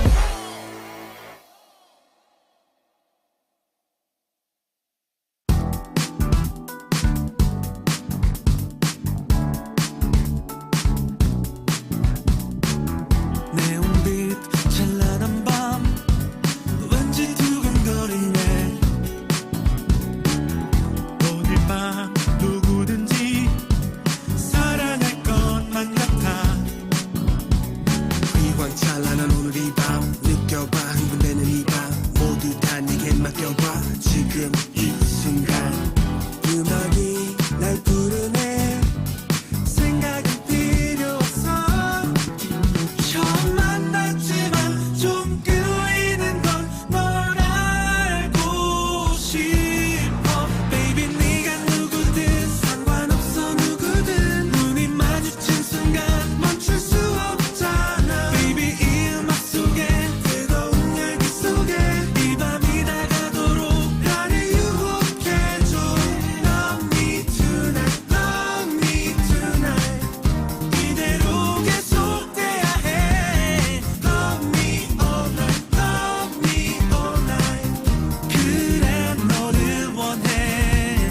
즐겨봐 그녀와의 something 이리 와 우리 둘이 all night 밤새 구름 위를 달려 Baby I'm so hot 황홀한 밤을 원해 you girl 간절히 너를 원해 my girl 서로에게 몸을 맡겨 긴긴 밤 너와 오늘이 다 지나면 잊어버리겠지만 오늘 밤 다 지나면 더는 말할 게 없어 처음 만났지만 좀 끌리는 건 널 알고 싶어 Baby 네가 누구든 상관없어 누구든 눈이 마주친 순간 멈출 수 없잖아 Baby 이 음악 속에 뜨거운 열기 속에 이 밤이 다가도록 나를 유혹해줘 Love me tonight Love me tonight 이대로 계속돼야 해 Love me all night Love me all night 그래 너를 원해 Hey lady 설레는 첫 만남 전혀 어색하지 않은 우리 각자 내숭은 그만두고 이제 서로 더 알아볼까 처음 만났지만 좀 끌리는 건 널 알고 싶어 Baby 네가 누구든 상관없어 누구든 눈이 마주친 순간 멈출 수 없잖아 Baby 이 음악 속에 뜨거운 열기 속에 이 밤이 다가도록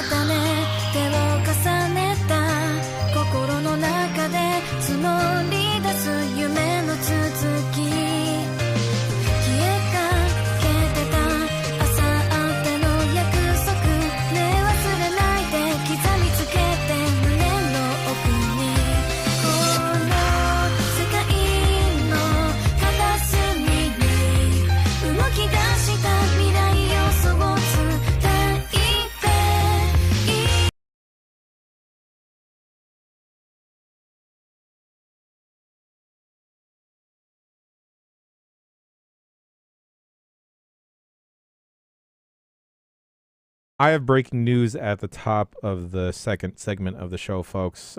Hit the news music, me.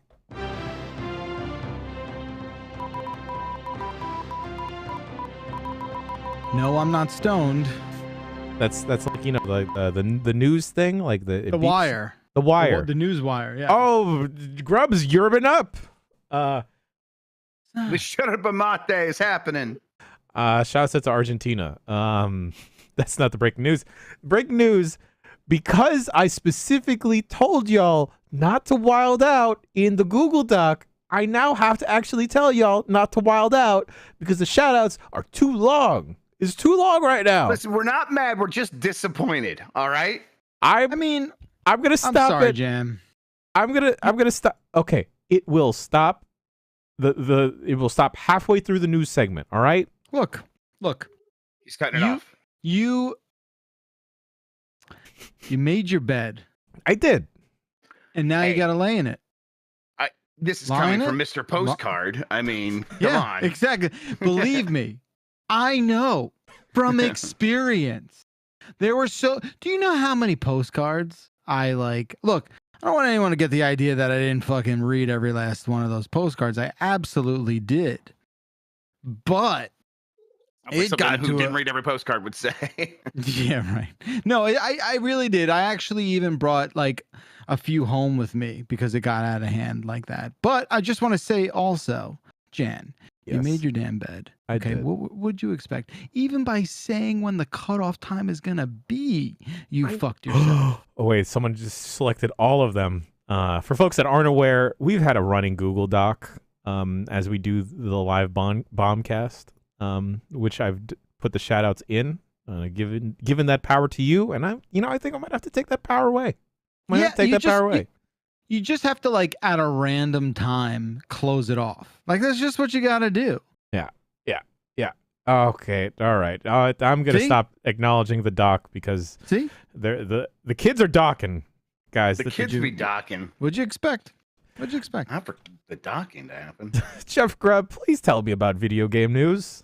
Yeah, no problem. I wrote down some news here. I'm going to read it to you now. There's a lot of fun stuff happened over the last week or so, starting with the May 2023 Circana report. Circana, of course, the new name for the NPD. It doesn't have the same ring to it. The May 2023 NPD report. Legend of Zelda: Tears of the Kingdom was #1 on the list. Then it was a lot of familiar faces after that: Hogwarts Legacy, Star Wars Jedi Survivor, Dead Island 2. Total spending was up 12% in May to $4 billion. That was largely due to a strong debut for Tears of the Kingdom. Software sales overall were up 9% to $3.6 billion. Hardware had a huge jump, though, up 56% to $338 million. Damn. Yes, that's pretty good for hardware. A lot of that came from the Switch. This is the highest video game hardware spend for a May month since the $427 million reached in May 2008. So best May in 15 years for hardware sales. Nintendo Switch was the top-selling console. It was the second best May ever for the Switch, behind only May of 2020. That's also impressive because that system is at the end of its life. The sales are slipping. It turns out Tears of the Kingdom can sell a lot of hardware. Speaking of Tears of the Kingdom specifically, it is instantly the #2 best-selling game of the year, but that only includes its physical sales. No digital sales included in that. Word? So, yes. So if you include those digital sales, almost certainly the #1 best-selling game of the year so far. 100%. It is just a massive, massive game. Huh. What? Okay, I guess that's just how these reports are. They don't include the digital, right? So they do include digital for most things. They don't include a digital for any Nintendo game, and pretty much any digital sales from any sort of thing that is on the eShop. So some things will be like, it'll have digital sales from Xbox and PlayStation, but not Nintendo. So and they don't try to interpolate it or anything like that. They're not going to guess. They're like, we're just not going to include those sales and explain that those sales aren't here. So yeah. But almost assuredly, they make up for.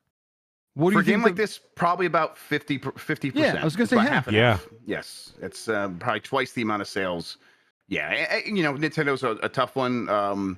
Digital sales can be tough one. You say? Sorry? They could be temperamental. They could be a little temperamental with that stuff. It's a tough one to gauge specifically, where it's like, a lot of EA games, so they'll just straight up tell investors during their meetings like oh, 60, 70, 80% of our stuff is digital. Nintendo games are like different for each one, depending on what it is. Zelda's probably going to be in that 50 to 60% range, maybe 55% kind of is where it put it. Wow. So a lot of digital sales unaccounted for there. Massive success for that game though, and not too surprising. I guess I wonder second best May ever for Switch hardware sales. A lot of people still buying new Switches. Do you guys think is that just a blip because Zelda's here and things will kind of go back to being calm for the Switch after this? Yeah, or of course. It's all Zelda. It's all Zelda. Okay. Yeah, it's the Zelda bump, right? Maybe Because- a Mario movie bump. You know, like sure. Mario movie plus Zelda equals this. Yeah. we'll probably prime the pump for people a little bit. The Mario movie and then the Zelda is like what pushed them over the hump a little bit. Yeah, I could see that. We got the direct, that happened after the Bombcast last week. So we'll talk about what was in there here before we're done with the news, just a tiny bit. But that stuff in there probably continues sales a little bit for the Switch, but it really is all about Tears of the Kingdom. I think you're right. Like from here on out, they might they'll get another bump, obviously, with the Super Mario Brothers Wonder. I think a lot of people are going to be very excited about that, especially after the Mario movie. But this was most likely the last hurrah for the system in a lot of ways. Just like the idea of buying a Switch for Wonder. You know what I mean? It's like, yeah, but that's us, I think. So, I mean, I think you got to keep in mind that 2D Mario's very popular. You're right. I'm not denying the popularity of a 2D Mario game for sure. I just think like it really almost feels. I don't know. I get it. You don't have a Switch. You need a Switch. You want to play that game, and then all of a sudden it's like, oh, you also have like 7 years of back catalog of fantastic software. I don't know. Yeah, it's. You hear where I'm coming from, right? I just think totally. It's just that game is probably going to sell like 20 million copies. It's like it's going to be insane. It's going like if Super Mario Party or Mario Party Superstars, whatever, whichever one of those is like 15 million copies. And it's like, man, we're definitely going to see this game just be a massive success as well. It's probably not going to sell as well as Tears of the Kingdom, though. Doesn't it freak you out that it's like, how did this company ever do bad at one point? Like, right? How did this company mess up? How did they fuck up with like a Wii U or even like they have like money printing machines, basically. Yeah, and they just the way they run things sometimes. It's like, why do you think this was okay to make the system this way? Yeah, but I don't bet against them ever. And like, man, I guess there's always going to be a bump along the road. But my gosh, like the streak, the tear, the absolute crush fest that this company has been on, it's mind blowing. Yeah, it's like the Pixar track record, right? Yes, I heard Elemental's dog shit. Is that Pixar? That's Pixar. It is Pixar, yes. I heard the actual opposite. dog shit. You heard? Wait. Well, because so they did the thing where they went to Cannes and they were like, oh, let's bring a Pixar movie to Cannes, and then they did that with Indiana Jones, and then because the specific audience headed to a Cannes Film Festival is going to poo-poo on like a big blockbuster style movie, that's what happened. Oh, I don't know if that's where the negativity is stemming from, but perhaps. But yeah, Jesus Christ, the Switch is how old now? 58. We're getting that. So it came out in 2017. We are in 2023. It's going to be going into its 7th year here pretty soon, basically. Jesus. Yeah, it's up there. I mean, listen, console life cycles are longer. That's right. That's how they work these days. But still, the idea that this thing is selling this well this far into the generation is nuts. And it's different. It's different because it's a thing you're like holding in your hand and you're just like, this and is that's old underpowered hardware when it came out. Yes, exactly. It was not a lot of other stuff happening in May in terms of big new releases. It is worth pointing out that The Legend of Zelda: Breath of the Wild jumped up to number 13 on the sales chart. So a lot of people are like, I'm getting the Switch for Tears of the Kingdom. I should see what happened in Breath of the Wild. Yeah, I wish I could do less in the same game. God, what? Not wrong. Yeah. I wonder what it'd be like. Challenge accepted. How is Mario Kart still in the top 10? Jan, and then it rose up. My sweet baby Jan, don't ask it's just fiscal questions. sales too.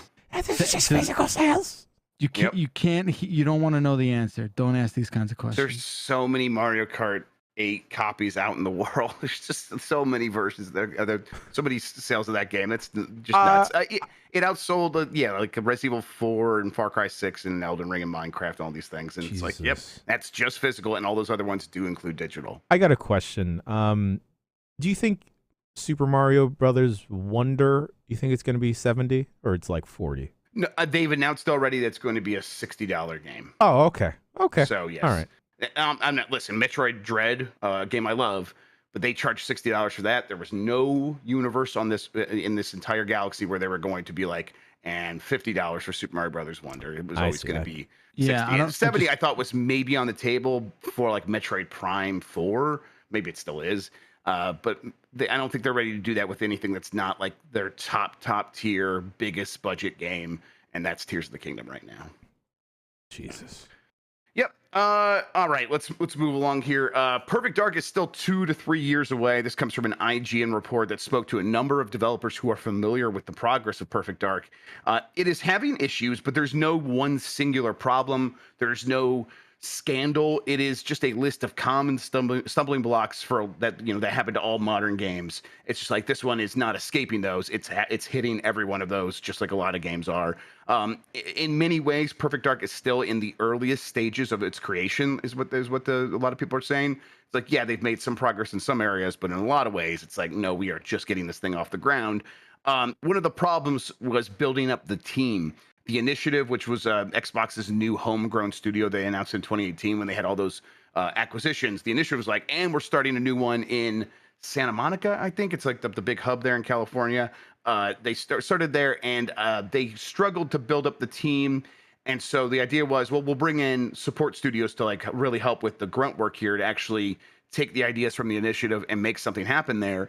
They brought in Certain Affinity, which is a team that has worked on Halo and Call of Duty. They're a very popular support studio. They're currently making a Battle Royale kind of mode for Halo. They're doing some other things. That relationship apparently was pretty fraught, and there was a lot of fallout there where it's like, this is not working. Some people from the Initiative left, and those jobs didn't get filled. And so it seemed like things were falling apart. And that is when Daryl Gallagher, who is someone who used to work at Crystal Dynamics, now oversees the Initiative, is overseeing Perfect Dark, suggested to the brass at Microsoft, hey, what if we got Crystal Dynamics to come in and help? And they were able to make that deal happen. And that was not like a perfect thing either, but it has definitely smoothed out the development process. And now things seem to be going pretty well. Crystal Dynamics is now basically the headlining developer on this game. The Initiative obviously is still involved, but Crystal Dynamics is kind of covering everything else. But now it's like the game is coming along, but now 2-3 years before it's realistic to expect this game to release. I would put it right now, late 2026, maybe into 2027 before we actually get this game. Oh boy, Okay. that's a while away. We had Matt Booty on the couch, next to Phil, and he just straight up said, he's like, games are taking 5, 6, 7 years to develop, and that's just what's happening here. Perfect Dark was first announced. Yes, Perfect Dark teaser. Thank you, Marino. Was at the Game Awards in 2020. So, I mean, I think it's fine for the most part that games take 5 to 6 years. Obviously, there's so much wrong with that in terms of people working on one project for that long. That's got to lead to more burnout. Yes, absolutely. But it's like overall, like these games are getting bigger, so they need more time. Maybe it's better if you just go in with an expectation that they are going to take longer. Maybe that gives a little bit more relief to the people working on it. I have no idea. But announcing these games when it's 2020 and it's barely anything, and the game's not going to come out till 2026 or 2027, that is bananas. And clearly, I think Microsoft's got to try to get away from that. But yeah, I don't know. Can you guys? I got it. Do you guys have any excitement for a game like this, where it's like it's in the early stages of development, and there's nothing really to even be excited about yet? No.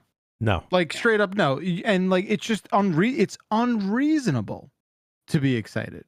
Like just from a strictly mental health point of view. It's right? It's kind of how I felt about Fable. It's like, does anyone care about Perfect Dark right now? And I guess a lot of people do. But just like as of right now in the developmental cycle, I don't find a specific reason to be excited. You can't. You can't. I wish I didn't even know about it till it was much closer. Yeah. You know? I'm right there with you guys. And I mean, I think that Fable trailer that we got this year was pretty good, and it's an engine and stuff like that, and it's showing like it felt more like a proof of concept than anything else, but like it's a concept that I think is seems pretty cool.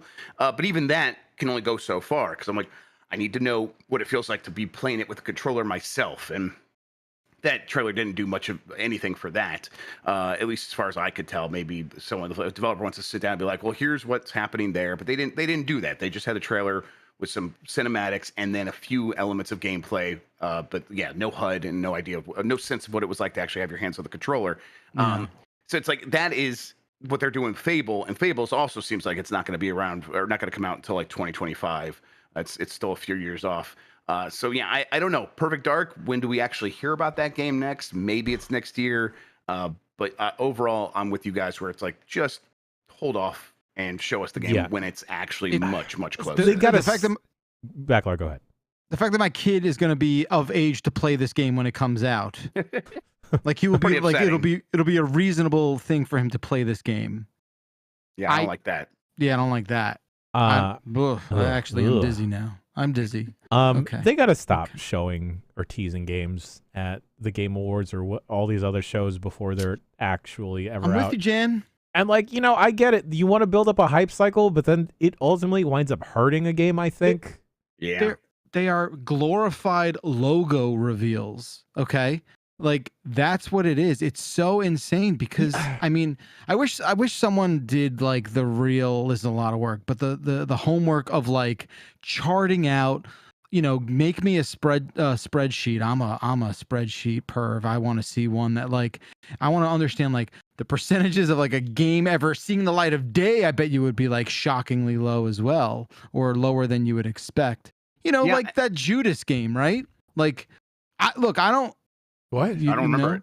No, it's like is it not Ken Levine, but it's like the irrational 2K, pedigree Marin, people, right? Like yes, right? Okay, yeah, sure. I know what you mean now. Yes, like it's that when something like that happens, I freak out. It is Ken Levine. Okay, good. Yeah, Thanks, that's right. Yes, because the other team is still working on BioShock. Ken Levine left. And I guess there was gameplay there, so like that's a bad example. But just stuff that like it connects whatever it is, and then you're just like, cool. I guess incepted. Is that what it is? Like you're just sort of incepted for like a memory point back in the sort of corners of your mind, and then all of a sudden 4 years later you're like, that game's not the same thing. It looks like this now, and it's still called that. But I don't know. That speaks to like the realities of development, where it's we know, and that's okay. Many of these games, but it's like I think, but it puts more pressure on these devs because it's we know that these games get rebooted internally several times. At least it's pretty common. Maybe not every game. Maybe some games are just this perfect thing that they sketched it out from the beginning, and that's what we end up playing. I think what's much more likely, what's much more common is, we said we're going to work on this game. It got the green light, and as we're working on it, we figure out what's going to work, what's not, and maybe enough is not working that we are fundamentally changing what this game is. And if you start talking about a game so early, it's like, are we beholden to some of these ideas? And I hope that these developers don't feel that way, but it's more likely when you start talking about them pretty early, like Everwild, or Beyond Good and Evil 2. Yeah, like, those games are likely when they come out not going to look anything like what was promised, and they shouldn't, because it just makes something that's actually possible to attain. Yeah, I think that's partially why I have a weird stink around Starfield, is that it got announced so early, and it was just the logo. And you got like the sense of like this is what's weird about all these announcements. Like there's always this ulterior motive of course, like with Perfect Dark, it's like we got to sell Xboxes, we got to give people promises so they get the hardware, we'll get them in, and then these games will come eventually, but then they'll just be happy with the hardware and say, okay, we could kind of see through that. And then with Starfield, it's like we're talking about Fallout 76 and we're not sure about that, and people are going to think this is a different direction, and we're not going to deliver the stuff we've done before. So let's promise we're going to do Starfield and Elder Scrolls 6. And then they'll be okay with Fallout 76. And it's like, we can also kind of see through that. Because at that time, I was like, Elder Scrolls 6, 5 years from then. It's like, to this day, Elder Scrolls 6 is still 5 years away, and we know realistically it's actually Yeah. probably much further than that. They are these weird kind of like almost like ambiguous upfronts, you know? Yeah. Where they Yeah. just you're right. The ulterior motives should not be discounted because that is obviously a big thing that's at play here too. Ogto in the chat mentions that announcing a game is part of hiring practices. Yeah, that's something that's happened recently. There was just a game that did that, and I can't remember what it was. But yeah, go ahead. It just seems so odd. But I guess like you want to attract people that want to be excited to work on a specific game or specific project. But I don't know. Like the film industry like has very vague postings about stuff. But again, completely different industry, and like you're devoting an obscene amount of time of your life to make a game. Senior developers are really hard to come by, so you got to get them excited about stuff. So yeah, Project Dragon from IO Interactive, something we'll talk about in the news here in a little bit. That was one that they just announced earlier this year, and the announcement was basically, this thing exists, come work on it and actually make it into something. It's like, oh, they're just trying to hire people, and that we've seen that happen 5, 6, 7 times for other big high-profile games from big developers in the last year, and that was clearly coming down to, it is hard to find talent. We got to do everything it takes to find them, and if we have to just say what our game is, so be it. All right, let's keep moving along here. Nintendo is keeping the same account system for its next console. Kind of go over the details here. You don't need to drop your current Nintendo account when the Switch 2 arrives, if that's what actually it's called. Nintendo President Shuntaro Furukawa told investors that the company plans to maintain account continuity across devices going forward. Nintendo says it has 290 million Nintendo accounts across mobile and console, and it doesn't want to restart that from scratch. This is also good news, though, potentially for backward compatibility, because the idea is the account you have on your Switch is going to carry over to the next system, as should all your purchases, as should your subscription to Nintendo Switch Online and the expansion pack and all that stuff. It's like, well, if the thing I'm paying for is continuing over, and the thing and all the stuff I've previously paid for is continuing over, I should be able to play those things.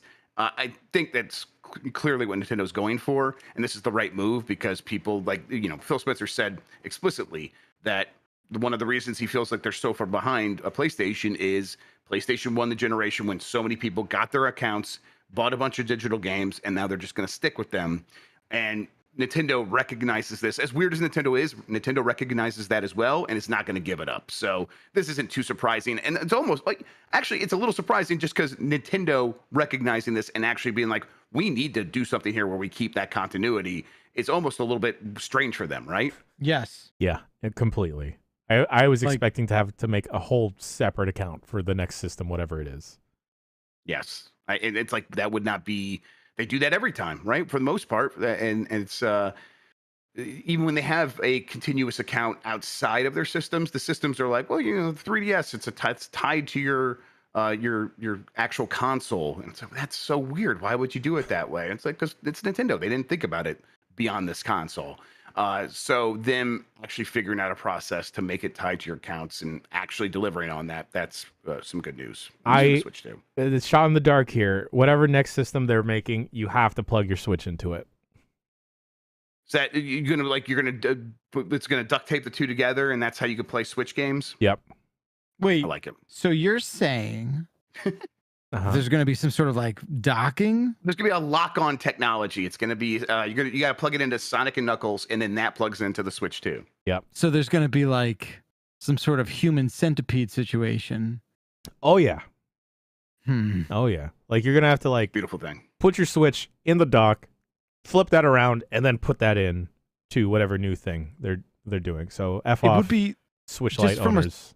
Just from a strictly like morbid humor point of view, to see them totally fumble like a Switch 2 a la Wii U would be like, mwah. I don't know. I don't want to see it's still Nintendo. I don't want to see it happen. I'm not wishing that on anyone, that we all lose in that situation. But just from a strictly sort of like Schadenfreude kind of thing, like, oh my god, just to like really sit back and be like, well, let's see what this company can do if it wants to get on its bullshit again. It's Nintendo. It totally could. It's like the Nintendo bullshit's always so strange. So yeah, that'd be sick. Because deep down, the idea of them releasing a follow-up to the Switch that is just the Switch again, but more powerful, feels like something Nintendo would be against. I think that was probably more Iwata's Nintendo. Shuntaro Furukawa is pretty conservative. I bet that's exactly what was going to end up doing. But hey, this is Nintendo. They could always prove me wrong and just completely bone it up. All right. Let's get to this Sonic team story. Sonic Boss teases possible Knights and Burning Rangers game. In a conversation with VGC, Sonic Boss Takashi Iizuka spoke about classic Sonic team games, Knights and Burning Rangers. He explained, I can't say yes to anything right now. These days, I'm the creative officer for Sonic the Hedgehog, so I'm totally focused on that side of the business. So I can't really speak for anyone else, but Sonic Team in Japan has been ramping up and hiring lots of people recently. They have more people than ever, so there may be some future where you'll be hearing about these kinds of titles. I would like a world in which the Sonic team could sort of spread its wings again and do something that is not just Sonic over and over. Yeah. I don't. Yo, I don't what need the a fuck Knights- is this about my fucking God. Burning Rangers? Why don't we and just Knights? we just leave the Let's door open all the time now? This is We what happens. Burning deadbolted. Rangers through the blinding sky with our burning Rangers. I swear to God, if you charge me for this, I'm just, listen. Yeah. I thought we deadbolted that door. What the listen, fuck is I- happening? Oh, he turned his camera on. He's hunkered down. Oh man, I got his camera turned off. If you say the Terminal. words "burning Rangers," I have all rights. No judge would right. convict me of bursting in here and doing whatever I want. Explain yourself. Why are you justified? Because Burning Rangers has the best song in any video game. So it's just the music? That's It's it? the music. Yeah, I never played Burning Rangers, but that song was in Samba de Amigo, and you could go online on your Dreamcast and download it to your VMU and then play it in Samba de Amigo, and it's just like the best. It's better than all the Sonic songs, even. The Burning Rangers theme, incredible. It's insane that we have worked ourselves into a situation where there's just like a Mike Minotti bat phone that like rings that we don't know we had made ring, and he just like kind of He's shows a up. Burning and- Ranger sensation, and he's like, I gotta be somewhere, and he It's shows also up. just a cool concept, though. It's just sci-fi It is. firefighters. It's great. Nobody knows what Burning Rangers is. I saw Nobody. this headline and I thought we were talking about Power Rangers, and I got excited. See, Not but one it is saw like the Power magazine. Rangers. But Jan, what if Power Rangers were one in space? I know sometimes they are, but these ones are in space whole and series? they're firefighters. There's got to be a firefighter Power Ranger too. I feel Well, like there was a Can- season where they were all almost certainly. cops, so Okay, close. well. Mike, That's, would you be okay. upset if someone in chat described you as the Kramer of Giant Bomb who just bursts randomly through the door? I would love that for myself. That's You definitely kidding what me? he is. Okay, though, Michael man. Richards, Mike I usually Pinotti, get you called heard the it. George, so this is like I'm not Constanza. That's Is way this an better. upgrade? This is an Yeah. upgrade. I can leave if you guys want to, though. I just wanted to come and scream about Burning Rangers. I'm just gonna keep reading the news. Yeah, so, keep reading. You can hang out if you want Okay. to. Yeah, totally. Burning Rangers is okay. It's an okay game. It's a really cool concept, though. I Good agree with concept. that, and I would like them to do more with that. Also, they could just make it look like a Sega Saturn game, and that would be cool too, because Sega Saturn Yeah. was actually pretty dope. I want to be excited about Knights, but they tried bringing it back on the Wii and it Yeah, sucked. that was So, bad. Because Knights isn't a very good game. well, I definitely liked Knights more than it deserved. I think it's a good game, but like, yeah, I don't know why. What? Don't bother bringing Knights back. Whatever. No. Burning Rangers, though, there's some juice to squeeze there for sure. I agree. And it's just neat. It's a cool concept. Sure, like bring back the music, whatever. I don't know that song, so now I'm excited to go listen to it. 'Cause God. Sega music always listen to the is- well. It has the best sax solo ever, I think. Ever. And That yeah, could be true. and listen to the English version though. I actually like the English version even more. The guy just really goes for it. It's fantastic. All right, moving along. BioWare confirms that Star Wars: The Old Republic is moving on to a new studio. EA will remain Star Wars: The Old Republic's publisher. This is from BioWare, by the way. The development of the game will move to our partner and friends at Broadsword, a boutique studio with expertise in managing online games. Both the Broadsword studio and the Star Wars: The Old Republic team members will be joining forces and working tirelessly to support every player every day, ensuring that these worlds and their communities continue to thrive and grow. Their founder and president, Rob Denton, even has direct experience with SWTOR, having helped lead the team during the development and launch of the game during his time at EA. This is something we heard about. IGN had a report on this. Now they're confirming it. BioWare officially moving on from SWTOR. That game's more than a decade old. I think it's probably about 12 years old. I remember it was at one of those first PAX East we went to in Boston. That was like 2011 or 2012. Yeah. So 12 years old. Yeah. So this is the kind of thing where what happens to a game like this when it's too successful to completely fold, but it's not like something that's not the future of BioWare either. This seems like a fine end of life thing to do here, right? Yeah, this company's like this is like MMO retirement home. Yeah, exactly. There's other games that do this sort of thing. After a while, you don't really completely close it off. You still have, thousands of people who are giving you like money every month or whatever. So it's worth keeping it online. But are you going to still devote your entire BioWare Austin studio to this when you have things like your Dragon Age and that new Mass Effect coming out? No. So I don't think this is a shock to anybody. And that is an MMO that is so sort of story content rich that, adding content to it's fine, but it's a game that you can just go to and play through the story, which is kind of rare for an MMO. So just kind of keeping it supported is almost good enough. Yeah. And it's BioWare Austin is definitely on the rise within BioWare of like a team that is has a lot of belief in it. A lot of leadership at BioWare now comes from BioWare Austin. So I would imagine they're like, man, if we had more access to their time and resources, we could do this and that. And it's like, well, now they can actually tap into that stuff without taking away from SWTOR because SWTOR is being taken away from them. And I think that's the right move. All right, now we got a bunch of headlines from the FTC versus Microsoft battle. Juicy. Let's go. It's been there's a lot of fun juice from this one. Let's see. Let's start here. Phil Spencer swore under oath that he's going to keep Call of Duty on PlayStation. And this was a fun moment because the FTC lawyer was just like, "Hey, like, are you going to keep doing this?" And Phil Spencer's like, "Yes." And then the judge is like, "Hold up, you're under oath, right? Like, are you actually going to do this?" And Phil Spencer's like, "I'll hold up my hand. I'll swear on whatever book. This is my testimony. I'm going to do everything it takes to keep Call of Duty on PlayStation."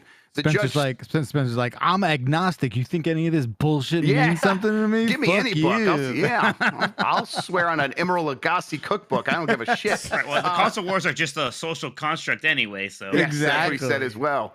But the judge stopping him to like actually clarify that point makes it clear that this is something that the judge thinks is a key matter here. If he can be trusted when he says that, and by swearing under oath, if he were to go back on that, he would get in a lot of trouble. Like that is perjury. You just can't do that. He would be under legal threat, and that would be very bad for him. So yes, he has to be telling the truth there. I think that is going to be one of the things that might move the judge, but there's a lot of other stuff happening here. We're not going to go over like all of like the back and forth because it's ongoing. They're literally happening. It's happening today. If we like tried to give analysis about like where these things stand in terms of what the FTC and the judge is going to do, it could change in the next day. So keep up with Game S Mornings for that stuff. There are other headlines, though. For example, Hitman Studios' In the Works fantasy RPG is probably an Xbox exclusive.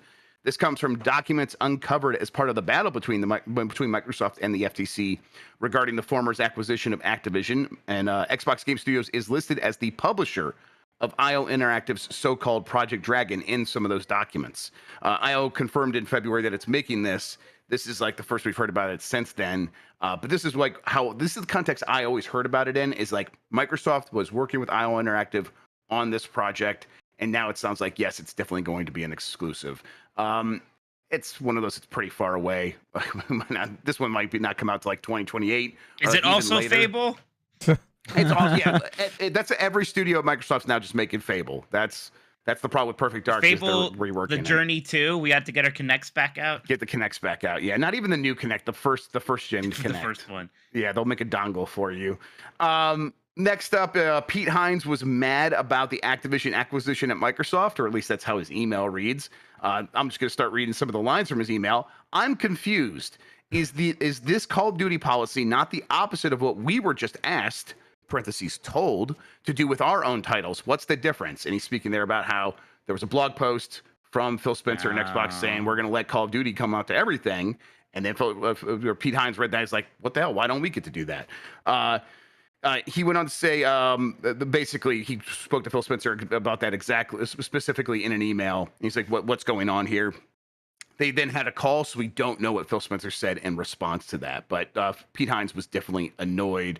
Ooh, that's juicy, man. That yes. I like, man. Hines did go on the stand and was sort of asked about these things, and he was much more diplomatic, and he was it seemed like to say repeatedly, yeah, like it's annoying to like have different things, but only shipping games on Xbox is a huge boon for a lot of reasons. We really like that, and it's a good thing for these games.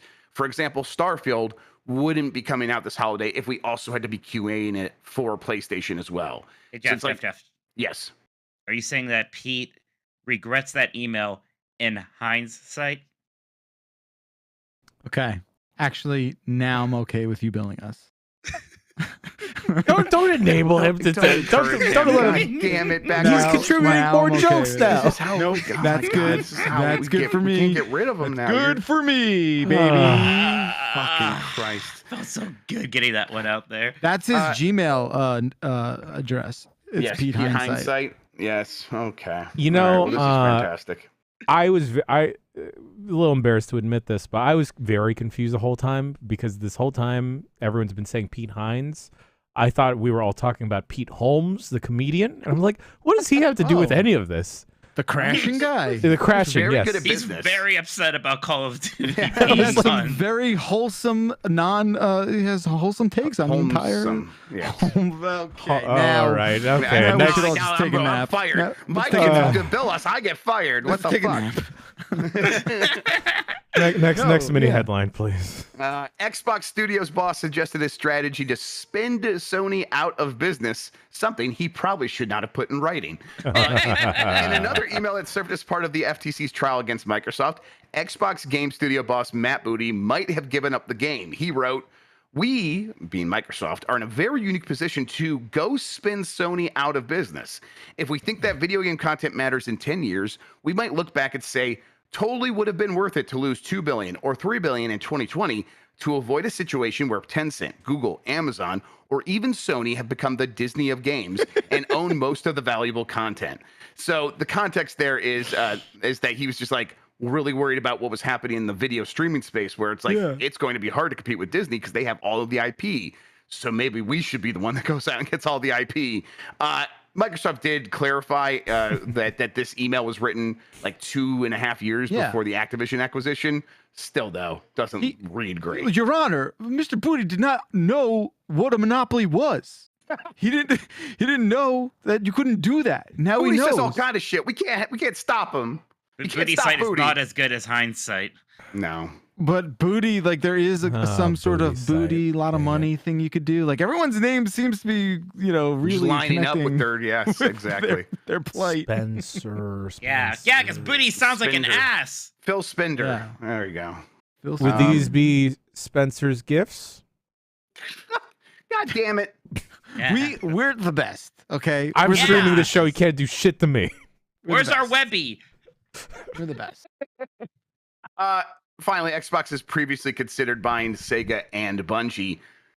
Of course they did, because I told you all they were doing that. And then Pete Parsons was like, this is false. And everyone's like, oh, Jeff Grubb making stuff up again. And then fucking in black and white, and right there in the documents, says they were going to acquire Take your victory lap, Grubb. You've Obviously, earned they didn't do that. Yes. Internal documents as part of the FTC versus Microsoft hearings revealed that Xbox began building a strategy to acquire Sega and or Bungie. Well, it was like there's a whole list of developers they were actually looking at. Xbox pushed for Sega because it believed it would have a positive impact on Game Pass subscriptions. Microsoft also said that the value of an acquisition... And they looked at Sega's library. Yeah, well, like, wait a second. Like maybe these Persona games, maybe. I don't know. We just get Atlas. Yeah, can we just have Atlas instead? Then when it comes to Bungie, they said that the value of that would be will include securing valuable IP, Destiny and its community, and integration of its dev and live ops infrastructure into Xbox Game Studio, which is definitely all the reasons that Sony ended up actually making that acquisition. Other potential acquisition targets included IO Interactive, Zynga, Niantic, Thunderful, Supergiant Games and Playrix. Playrix is the only one I don't recognize there, but Thunderful's like the Steam the Steam bots games. What is that? The Steam World Dig and stuff. Oh, you're the one who likes those games. Yes, I Supergiant like those games too. Obviously, like that, like a lot of these are like, oh yeah, some of these make sense. Sure. Yeah. Yes, Niantic and Zynga mobile giants and things like that. But IO Interactive. What would happen if Microsoft owned Niantic, whose biggest game is a Pokemon game? Well, I mean, that they're contracted out to do that. I think Nintendo would probably mostly fine with them continuing that because Microsoft and Nintendo seem to have a pretty amicable relationship, right? Is that the right use of that word? But yeah, I think so. yeah. IO Interactive is one that I always heard was like in the talks a bunch of times alongside Bungie. But it's like a lot of these things, like these companies are talking about these things all the time, so none of that is too shocking. This, like I said, the court case is ongoing today. They're doing closing arguments on Thursday. So we'll see what's going to happen here. The likeliest scenario, according to experts, not me, according to other people who actually know what they're talking about, is that this injunction that the FTC is going after, it's probably not going to get it granted by the judge. They're probably going to fail the burden of proof to get the injunction to like push out the date for when they have to come to a decision, like way out there.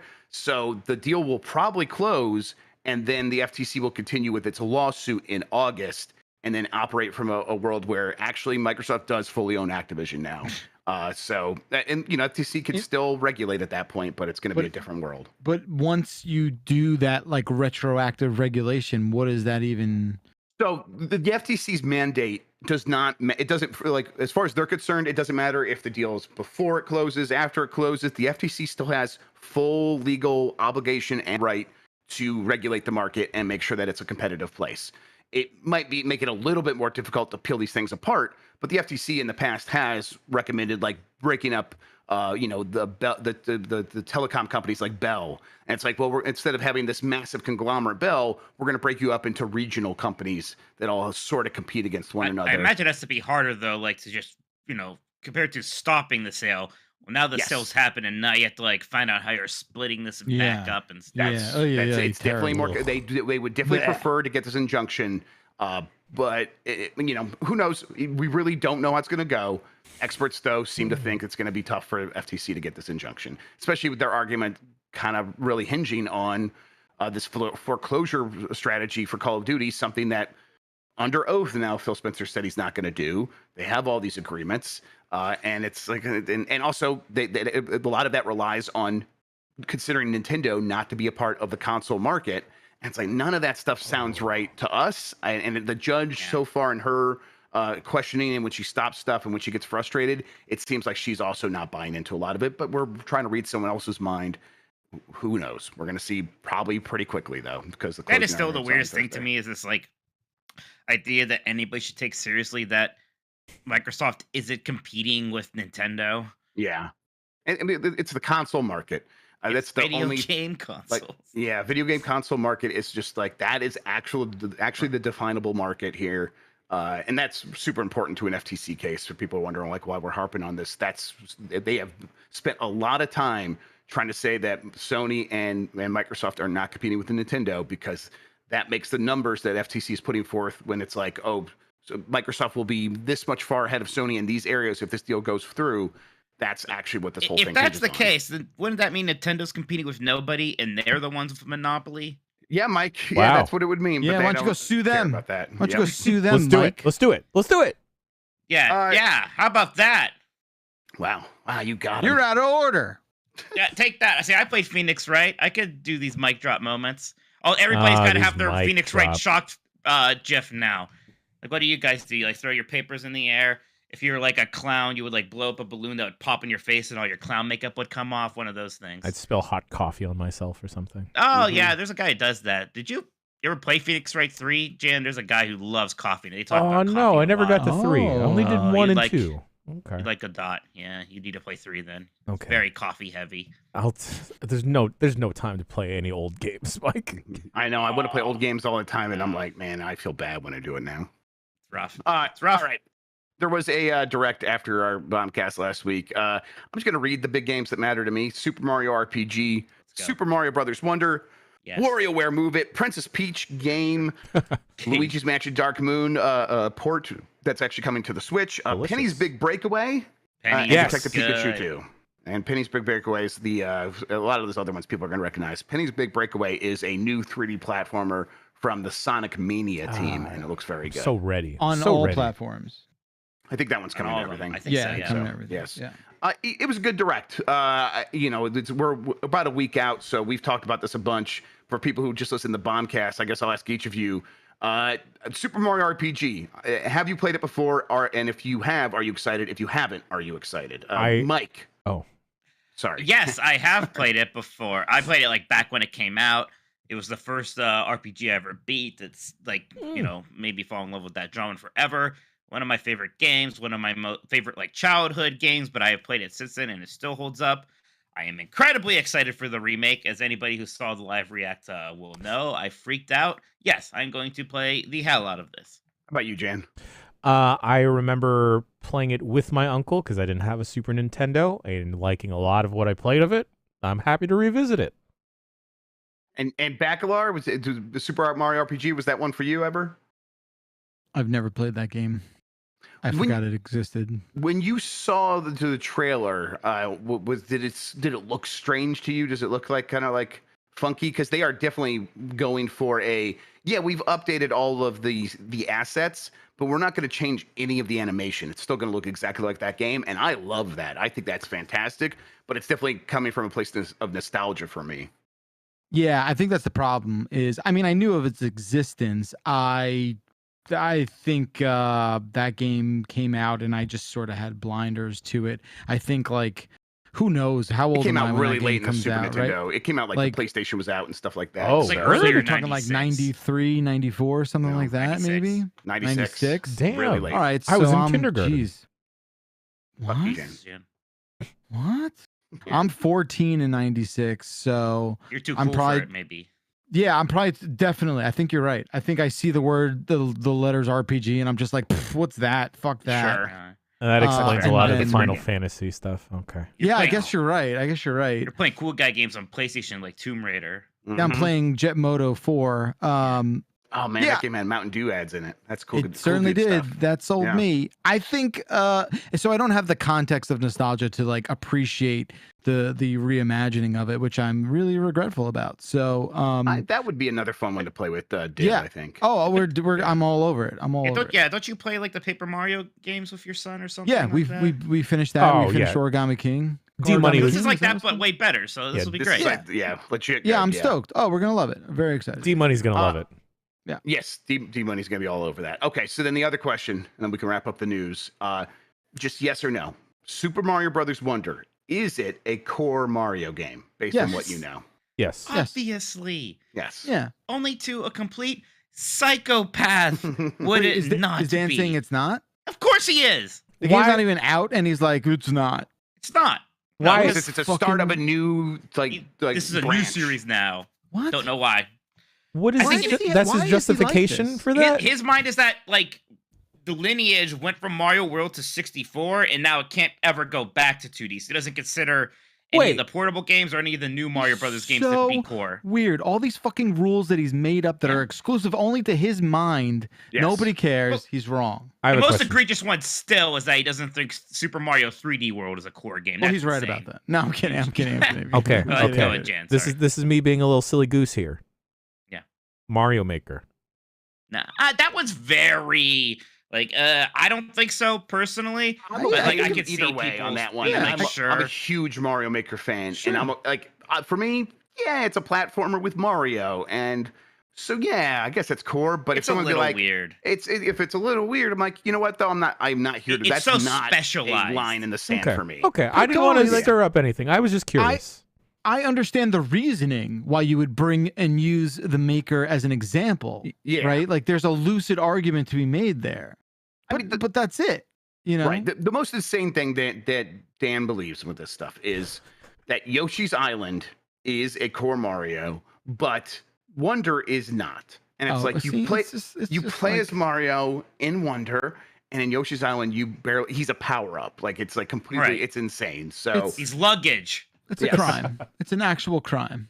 It's a real crime. This is No why. shade to Yoshi's Island. I love Yoshi's Island. Sounds great. Yeah. Yeah, One of the best games, but come on. folks, this is exactly why. Don't get too bent out of shape over Dan Reichert saying which Mario games are part of the mainline canon, and don't get bent out of shape over star ratings over wrestling matches. That's right. Exactly. I can't If wait Mario to see, Wonder was in the Tokyo Dome, though. I can't wait to see if Meltzer gives Osprey versus Omega like 9 stars or what. It's gonna be something stupid. I can't wait. We were at Cheesecake Factory when we first had this conversation, and Dan's like, I hadn't thought about it. I'm like, oh my god, I regret asking you.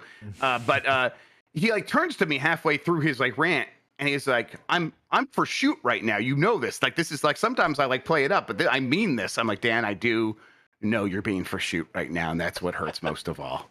I think I could talk him out of the ridiculous 3D world thing, because that is just lunacy. Dan's better than that. All right. He's not. I think He's not much better than it, but I think he's better than that. I think I can help walk him through. Like, I think he's finally been taught why he can't breathe in space. Like, he finally was won over. So it can't happen. So maybe I can get him here. I'm operating from a similar position, Mike. I think you're onto something. I think there's a lot of like things that exist in his mind because he doesn't know about them. Yeah. Right?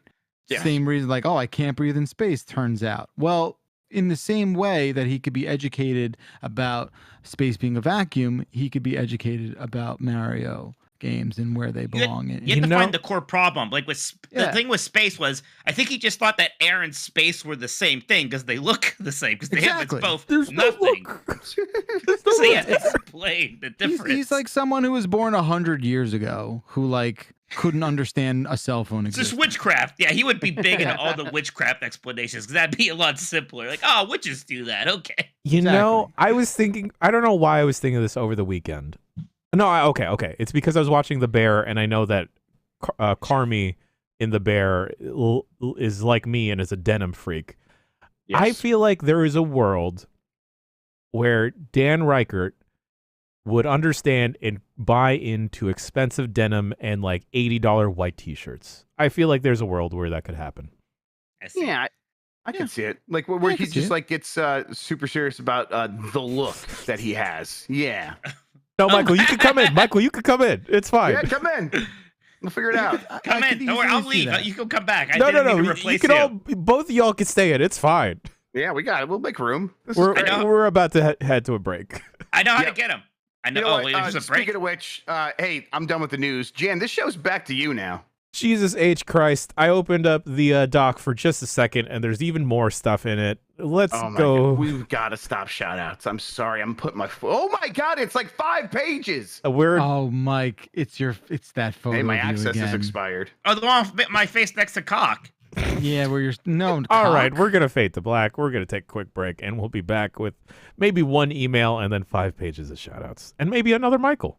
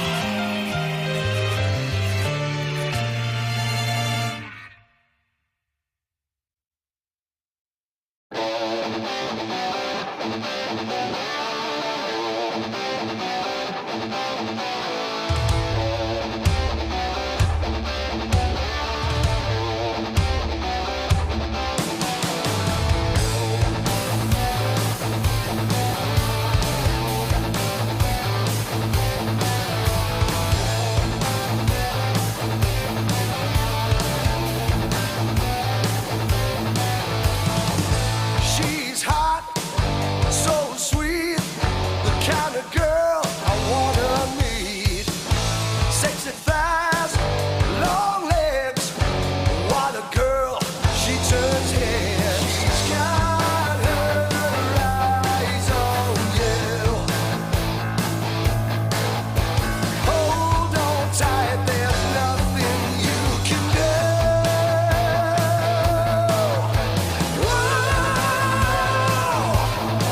She's primeval.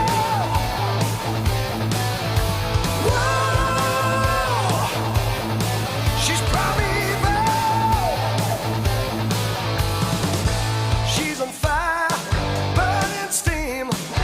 Treat your belt to keep you keen. A real woman, hot lover, can't escape. No, she's got her eyes on you. Hold on tight, there's nothing you can do.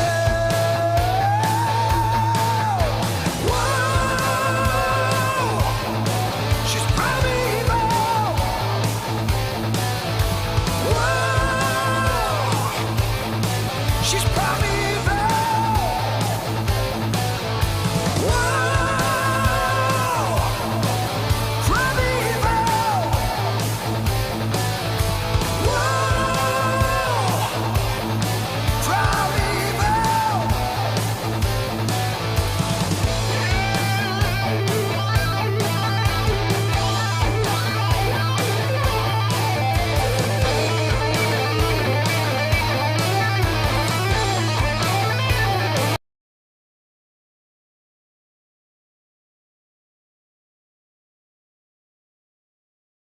Jeff Bacalar, who's your Michael? Who's my Michael? Out of Yeah, I these mean two? my Michael. Don't No, make no, me my choose. Michael's here. Grub's Michael's here. Where's your Michael at? This is John Travolta's Michael from the movie Michael. I could be your Michael Backline. That's a very specific Michael. Oh wow, I didn't realize you were You up for fucking slut. trading here. Wow. I didn't realize this Michael was back on the market. Hey, listen, I didn't Mikey come here Market. I didn't come here to stir trouble, man. My bad. I can, you know what I'm saying? Y'all can figure this shit out on your own, you know. There's enough Michael for everybody. Don't worry. Is there though? Because everyone should have a Michael. I don't really have a Michael. That's I have weird. I have a good friend Mike, but I only call him by his last name. But I do have a Michael. I have mean, a a Michael. lot of people call me Minotti. That happens with all Michaels. A lot of people call me Minotti. Yeah, sure. There's just sure. so many of us. Yeah, especially- most Michaels I know, I call by their last name, and same thing with every Matt I know. I call There's them a by lot their of last those, too. name. A lot of people do that for all the Jeffs here. Like, I'm the one person who calls Grub Jeff by default, which is like, I have to stop myself when Bacalar's here too from doing that. And so I call Jeff Grub. I call him Grub, and it sounds weird to me to do that. Hey, anyone ever turn your name into like a pun to make fun of you, like Minotti boy, Minotti America? No, I mean, Illuminati. my younger brother's AOL screen name was Minotti Too Hottie Oh, for a that's while. So good. some people surfaced that up in a way. But I also think it's funny though. Minotti's a good last name. Yeah, it's a fun last name to say. I Yeah. wasn't a huge fan when I was younger. People calling me that, it seemed weird, but now it's like whatever. I get it. There's a lot of Mikes. I love my last name, very happy, but I feel like Ochoa, you can't call someone Ochoa, right? Like in the same Yeah, way. you gotta call him the Ouch. Get over here, Ouch. Yeah. Ouch. Like if The you were Oach is on fire. a hockey team, they'd call you Ochi. Ouchie, you would be 100% the Ouchie. Hey, Okay. anyone, your aunties be like Ocho, Oh, all the fucking time. Jen, Ocho. We don't need to. Sorry, I'm stirring up bad memories. I'm just here to Man, fucking cause trouble. the Ocho broke its back so Gangnam Style could fucking run and take over the world. Anyway, let's talk about some emails, I guess. These I are wanna the give everyone a emails hockey of name. The show. emails. Email address is bombcast@giantbomb.com. Due to the nature of the next week, the upcoming week, we're just going to read 2 emails, and maybe next week will be an email-heavy show. The Bombcast that's a good idea. will fall under 4th of July, which is a holiday here in the States. No live Bombcast, but we're going to try and pre-record that bad boy. So send your emails in.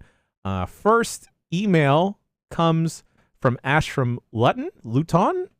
Grub, if you could do me the honors of reading this one. Yeah, absolutely. Let's see. It says, hey, Bombers, new listener and first-time emailer. I was listening to an episode of Voicemail Dump Truck, and Grub said how he loved plantain. I have a rather large problem with pronunciation of plantain. If you were to say that in my Caribbean house, you would not be getting fed. It's pronounced plantain.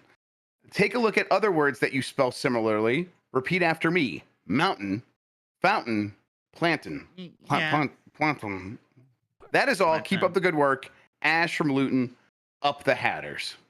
Damn. Okay. Yeah, There but we it go. turns out What- some words are They got- pronounced differently in different places. Maintain. Listen. No one is denying that we are saying it the wrong way. I'm the But I'm using- saying the but very using- white way. But using other English, the world's dumbest language, Yeah. okay, to prove a point, like, Entertain. isn't exactly effective. I understand the Refrain. what you're trying to do with the continuity there, but like, people who speak English as their first language don't know because English is fucking stupid. And That's Ash, I would facts, say yeah. in chat, a lot of people very upset with you. They want to keep saying plantain. I definitely do. Plátano. Yeah, I'll just do say that. in my head, it's always Plátano. going to be plantains. But when I was eating fried plantains in Jamaica, I do feel like I remember being like, "Ooh, plantains," and I do think I got a look from one of the laborers there. So maybe when I'm in the Caribbean, Laborers? Well, yeah. Tostones, that's what I don't want like. to say the help, Mike. I don't want I to. mean, you could say like your server or like the They weren't laborer. servers. They were just I don't know, they were What? workers, I guess. Workers of the world They're unite. I workers. don't know. You've been We're saying gonna some go into a wild shoot. shit this episode. Holy fuck. Question. I didn't want to say wild shit. So it's That's what we plantain done. and but No, why? Plankton is the guy from SpongeBob SquarePants, or that's Plankton. I bet. Stupid. Oh, my God. You're That back wasn't in the me red doing now. a thing. That was me working it out in real time. Back in Sorry. the red. But tostones, right? Which Oh, is basically tostones. like fried plantains, Yeah. right? Don't say Like- Plankton. I have to. If that's how you sounds say wrong. it. Stuff, It's Ash. I not. hate It's it. how they say it there. But I mean, Look, I as watch someone enough who Food Network.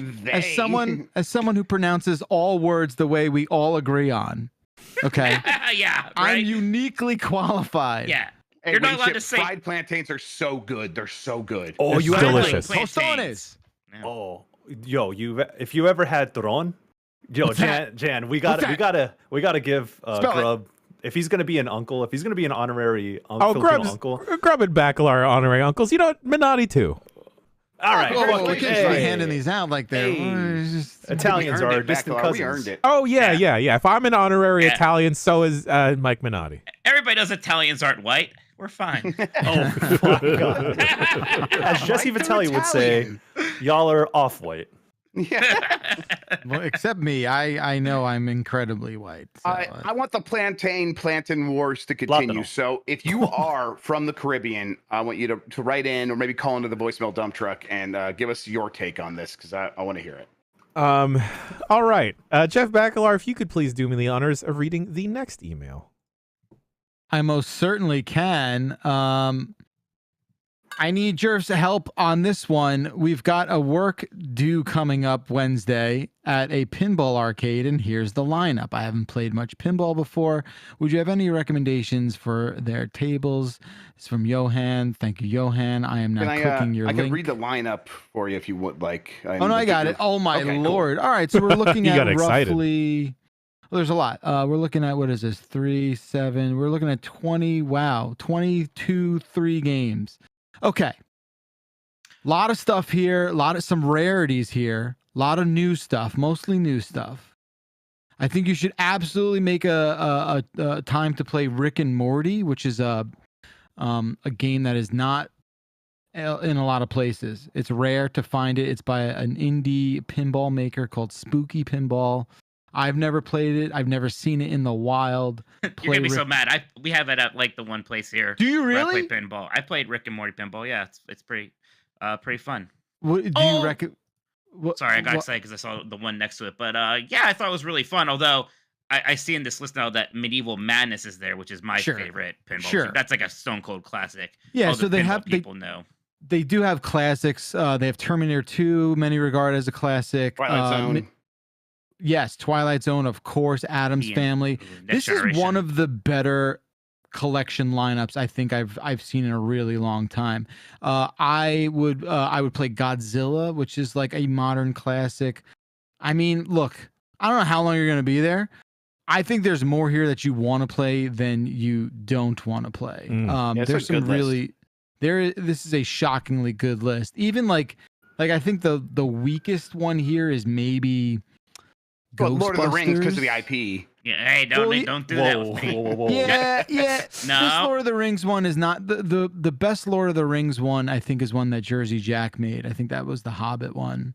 But this one I feel like is not super well regarded as is Ghostbusters. I think a lot of people have problems with Ghostbusters. Jeff and I just walked by the Mandalorian pinball. Yeah, they had it yesterday. at The Pedro Pascal. Wow. Yeah, I had that in the house for like 6 months, and I learned to dislike it. I'm not a big fan of the Mandalorian. Well, now Backlar's got to come hang out with me in Boardman, Ohio. I'll show him the Rick and Morty pinball machine. I would love it. I would love to get my hands on it. Fishtails, is that what you're excited about? That is another classic. No, Medieval Madness is the one he likes. Yeah, Medieval Madness is the one I really like because I didn't know it was a thing, and they had it at the same place. I was just playing it, and I did the bit where you knock down the drawbridge, and you go inside the castle, and the castle turrets start like bumping into each other.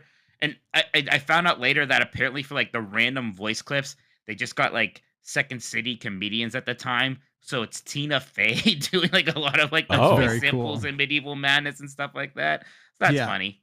That's very cool. The only thing they're kind of missing from like the Mount Rushmore of pinball, and that Mount Rushmore of pinball is probably like 12 games instead of 4. But I think like Theater of Magic not being here is a little weird. But man, everything else is pretty sick. I like High Speed a lot. That's a really good one too. Do the pinball freaks, do they like those two like projection ones, the episode 1 and the Mars, like the I like Mars episode one. Wait, what now? The projection? Remember that Star Wars episode 1 pinball machine where like you like are almost shooting into like a hologram screen in the back? Oh yeah. I don't. That's a good question. I feel like most pinball weirdos, I guess, I'm indifferent, but I think most pinball pervs are like not super big fans of that. Interesting. And then there's like that alien, like non-IP one. The Attack from Mars, the second Attack from Mars. Yeah. Okay. The original Attack from Mars is also regarded in the Mount Rushmore for sure. But yeah, this is an unbelievable lineup. I hope you have enough time to play everything. They've even got Guns N' Roses here by Jersey Jack, which is sick. I mean, damn. This might be the place. Where is this, in New Zealand? Yeah, the URL looks like it's a New Zealand joint. This is the place in New Zealand. I would imagine this is like the place. Good for you. There you go, baby. There you go. Yeah, it's very nice. And that does it for emails. We got a lot of lovely emails that we will go over on the pre-recorded show. Still plenty of time to get your emails sent out. The email address is bombcast@giantbomb.com. I'll check the spam folder even if you want to get a little sucio with it. So now, listen, everybody. Please, yes. I want people who are listening, if they have a TikTok account, to follow us on TikTok. Hey, I know that sounds like he was going to be the first shout out. Honestly, I'm sorry. I'm sorry. I just want to get this in front of the shout outs because that's going to be 11 minutes. Right. It's you're going to lose some information in there. Actual shout outs. Yeah. Turbo Sean's doing unbelievable work. Fantastic. There. Big shout out to Sean. His last video, I'm going to say it. His last video has got 2.5 million views on TikTok. Bing bong, baby. What's up? Sean, if each one of those views sent us $1. No, I'm kidding. That's how TikTok works, I'm sure. People are very generous with their money. It's very much the TikTok business model. But no, thank you, Sean. Please check out our TikTok if you don't already know about it, or if you don't know about TikTok, which is probably right for some of you. So yeah, that's all I had to say. No, let's mess up the algorithm. Let's get all these old heads into TikTok so then we can just have weirder TikToks. Let's do I it. want to show my feet on TikTok. Totally. never Oh, mind. someone asked. It's the real giant bomb is our TikTok handle. At the real giant Yes. bomb. Like the real Ghostbusters. That's how early we were on the platform, ladies and gentlemen. Yeah, Yeah, really I'll- jumping on top of the latest trends. Yeah, Here at Giant Bomb. rip to the TikTok account Ben and I made. I think it was like Giant Bomb free V-Bucks. That's awesome. Incredible. At Oh, Giant Bomb God. is just a kid. Look at this guy. Yeah, we Alright, tried cool. to get Good it for from him. I think we DM'd him, and then Did he say no? he just didn't respond. He just said, "Fuck you, you bad old YouTubers." Yeah, Yeah, yeah. that's what's Fuck you, fair. boomers, pay me. Yeah, that's Now you guys are bad TikTokers. I'll take Yeah, it. we I'll did take it. it. Yeah, let's do it. At least for something. Yeah, At least for yeah. something. Just wait till we start dancing. Just wait till we start dancing. I just thinking maybe I should record myself and send it to Sean and just see what happens. Hey, there's a lot of video of Mike Minotti dancing, even just during the at night shows. I saw an upsetting GIF that I don't want to talk about. From me? All right, let's get to the shout outs. Wait, God what damn is it. Perhaps. Perhaps it's your backside. Special Just shout on a outs. loop. Damn, you showed your whole ass. Oh, my What are you butt? talking about? No, I didn't. What is send this? it to me. Send it to me. What is this? I don't. I deleted it from my brain. I don't know where it is. First, again, special shout outs to Turbo Sean. 150 podcast points to you, big dog. All right, so let's fucking get to the shout outs. During the first break, I lamented to Grub that I was really upset. And this is, I've made my own bed, and I'm going to go lay in it, and I'm going to go roll around in it. I'm going to roll around with these shout outs. change your scenario. You could change your life now, Jan. Yeah, if you need to tag me in, Jan, I can pick up some of these for So you. I might. Going wild in the shoutouts, just making up for last week. Ripped to Jan about 5 pages of shoutouts, taking an edible at work, boy. Taking an edible right before being on voicemail dump truck for a fun time. Hey. Make it Mile Heim. Is this anything? Prawn cocktail, Whatsits, see image below. Mega Meansies, Crunchies, Tate-toe cheese, and onion. All the Spanish butts. Kenny, by God, Omega. Kenny Omega feeding Mike Minotti a banana weirdly. Spelling flavor with a U. Jimmy Buffett's Margaritaville. Bubblegum Shrimp Company. Cheesecake Factory. Yeah. Cheesecake Refinery. Cheesecake Refractory Period. Water for its paws. Did Digimon lose to Pokemon like Sonic lost to Mario? Transformers versus Thunderbirds Megamix Extreme. Jim Ryan passing up the courthouse in order to be scanned into the Kojima machine. The cursed possibility of Jim Ryan SFM porn. Brian Danielson's fractured arm. The console wars are a social construct, but the wounded and victim it leaves in its wake are very real. The people currently fighting in public park outside my window. Is Super Mario Brothers Wonder a core Mario game? The cannoli wars are a social cake struct. All the senoritas here to Kermit crime. Red, blue, yellow, green, Nova Twins, and the big moon at Glasto 2023. This is still the pre-show, and this is how many shoutouts have been written. Silence Jan or Jeff Grubb, Chips and Queso, the Common Bomb and Ramen Goblin, Michael Heim for the iSomnium file recommendations. Michael Heim, but Michael Hime-sama is still pretty good too. Thanks for the catch. Thumbs up emoji. The Giant Bombcast. Sid's buttery smooth voice.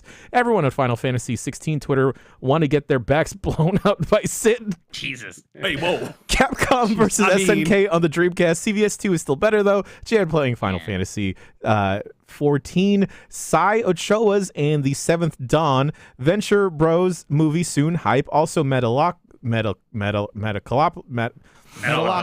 movie hype. Eating it up like groceries. Outshouts Tom through Tim 3 thumbtacks. Lil Dicky Backler on when it co-woed uwu. Spider-Verse, no spoilers except on a GB spoiler cast. What's in the bag, Max? Tell me when I'm telling lies. Gotta crave the Craven. Colonel John Matrix. $2 Chuck from TJ's, the old wine guy. Getting 10 a.m. wine drunk at PAX. Oh, that sounds great. Clive, let's do it. the Devil's Dick. Tommy Tellerico. No shout outs to Tommy Tellerico. No. And the Limper. We ain't got to do This is broken. And I'm very proud. Tommy Tellerico and the Limperino Banditos. Hello, Rat. Shout out to Stone Cold's favorite game, Side Pocket, see below. Ban Bowen. Commando is an excellent movie. Harrison Ford films since the 21st century are unnecessary. Get off my plane. Is Wario Land a core Wario game? Blessing the Rains at a winery. Edibles. The upcoming dozens of Steam Deck deck ripoffs. Aura, mutta. I watched Nice, I Chernobyl get last that. week for the first time. That shit is fucked up. Hell yeah. Discovering a fantastic, authentic Mexican restaurant within walking distance from my place. Yes, give me all the bush burritos. Afternoon fun with my Bishi boys, Link and Clive.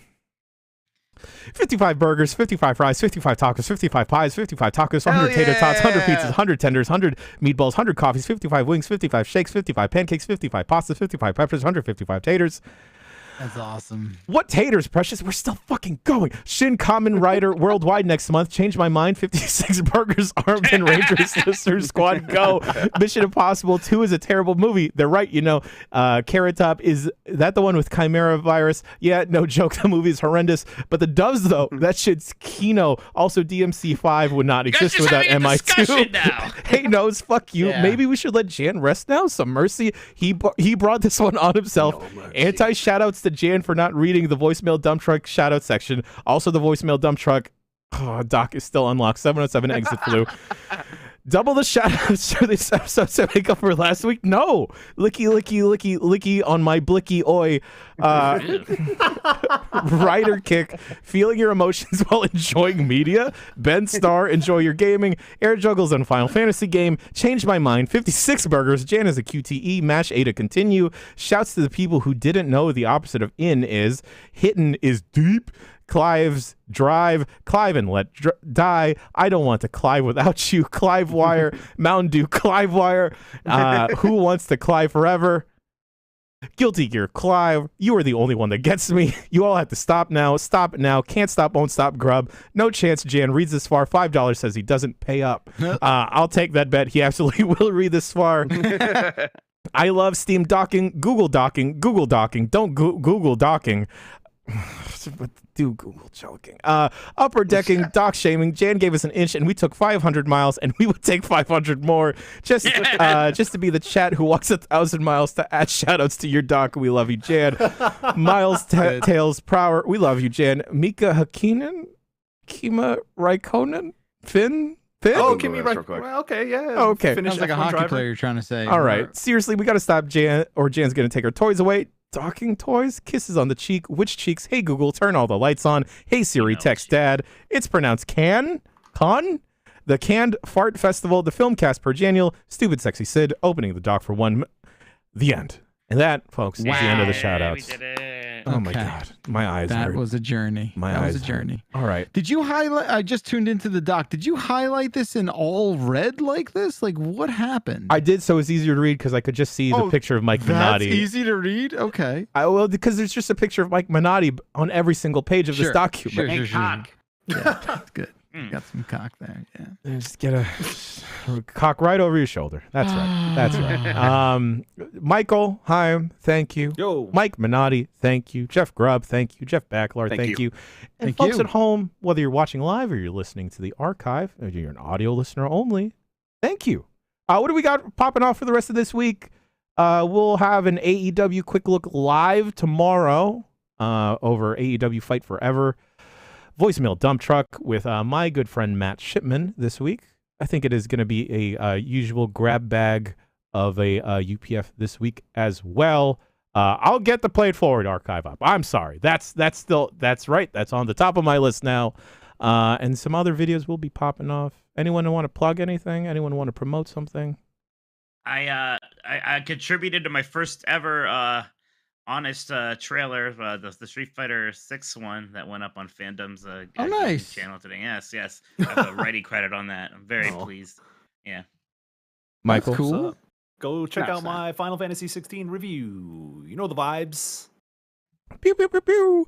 That's right. And you know the vibes. And we'll pass and have some more vibes next week. A pre-recorded one. So yeah, just make sure to send your emails to bombcast@giantbomb.com. I've been Jan. He's been Jeff. He's been Jeff. He's been Michael. And he's been Michael as well. And we'll catch you next week for another episode of the Giant Bombcast. Again, special shout outs to Turbo Sean.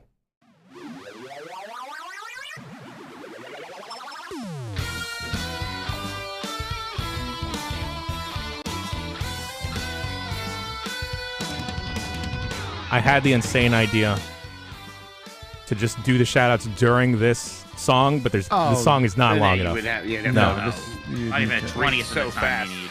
Nah, you gotta bust out the extended hour cut. Bye, everyone.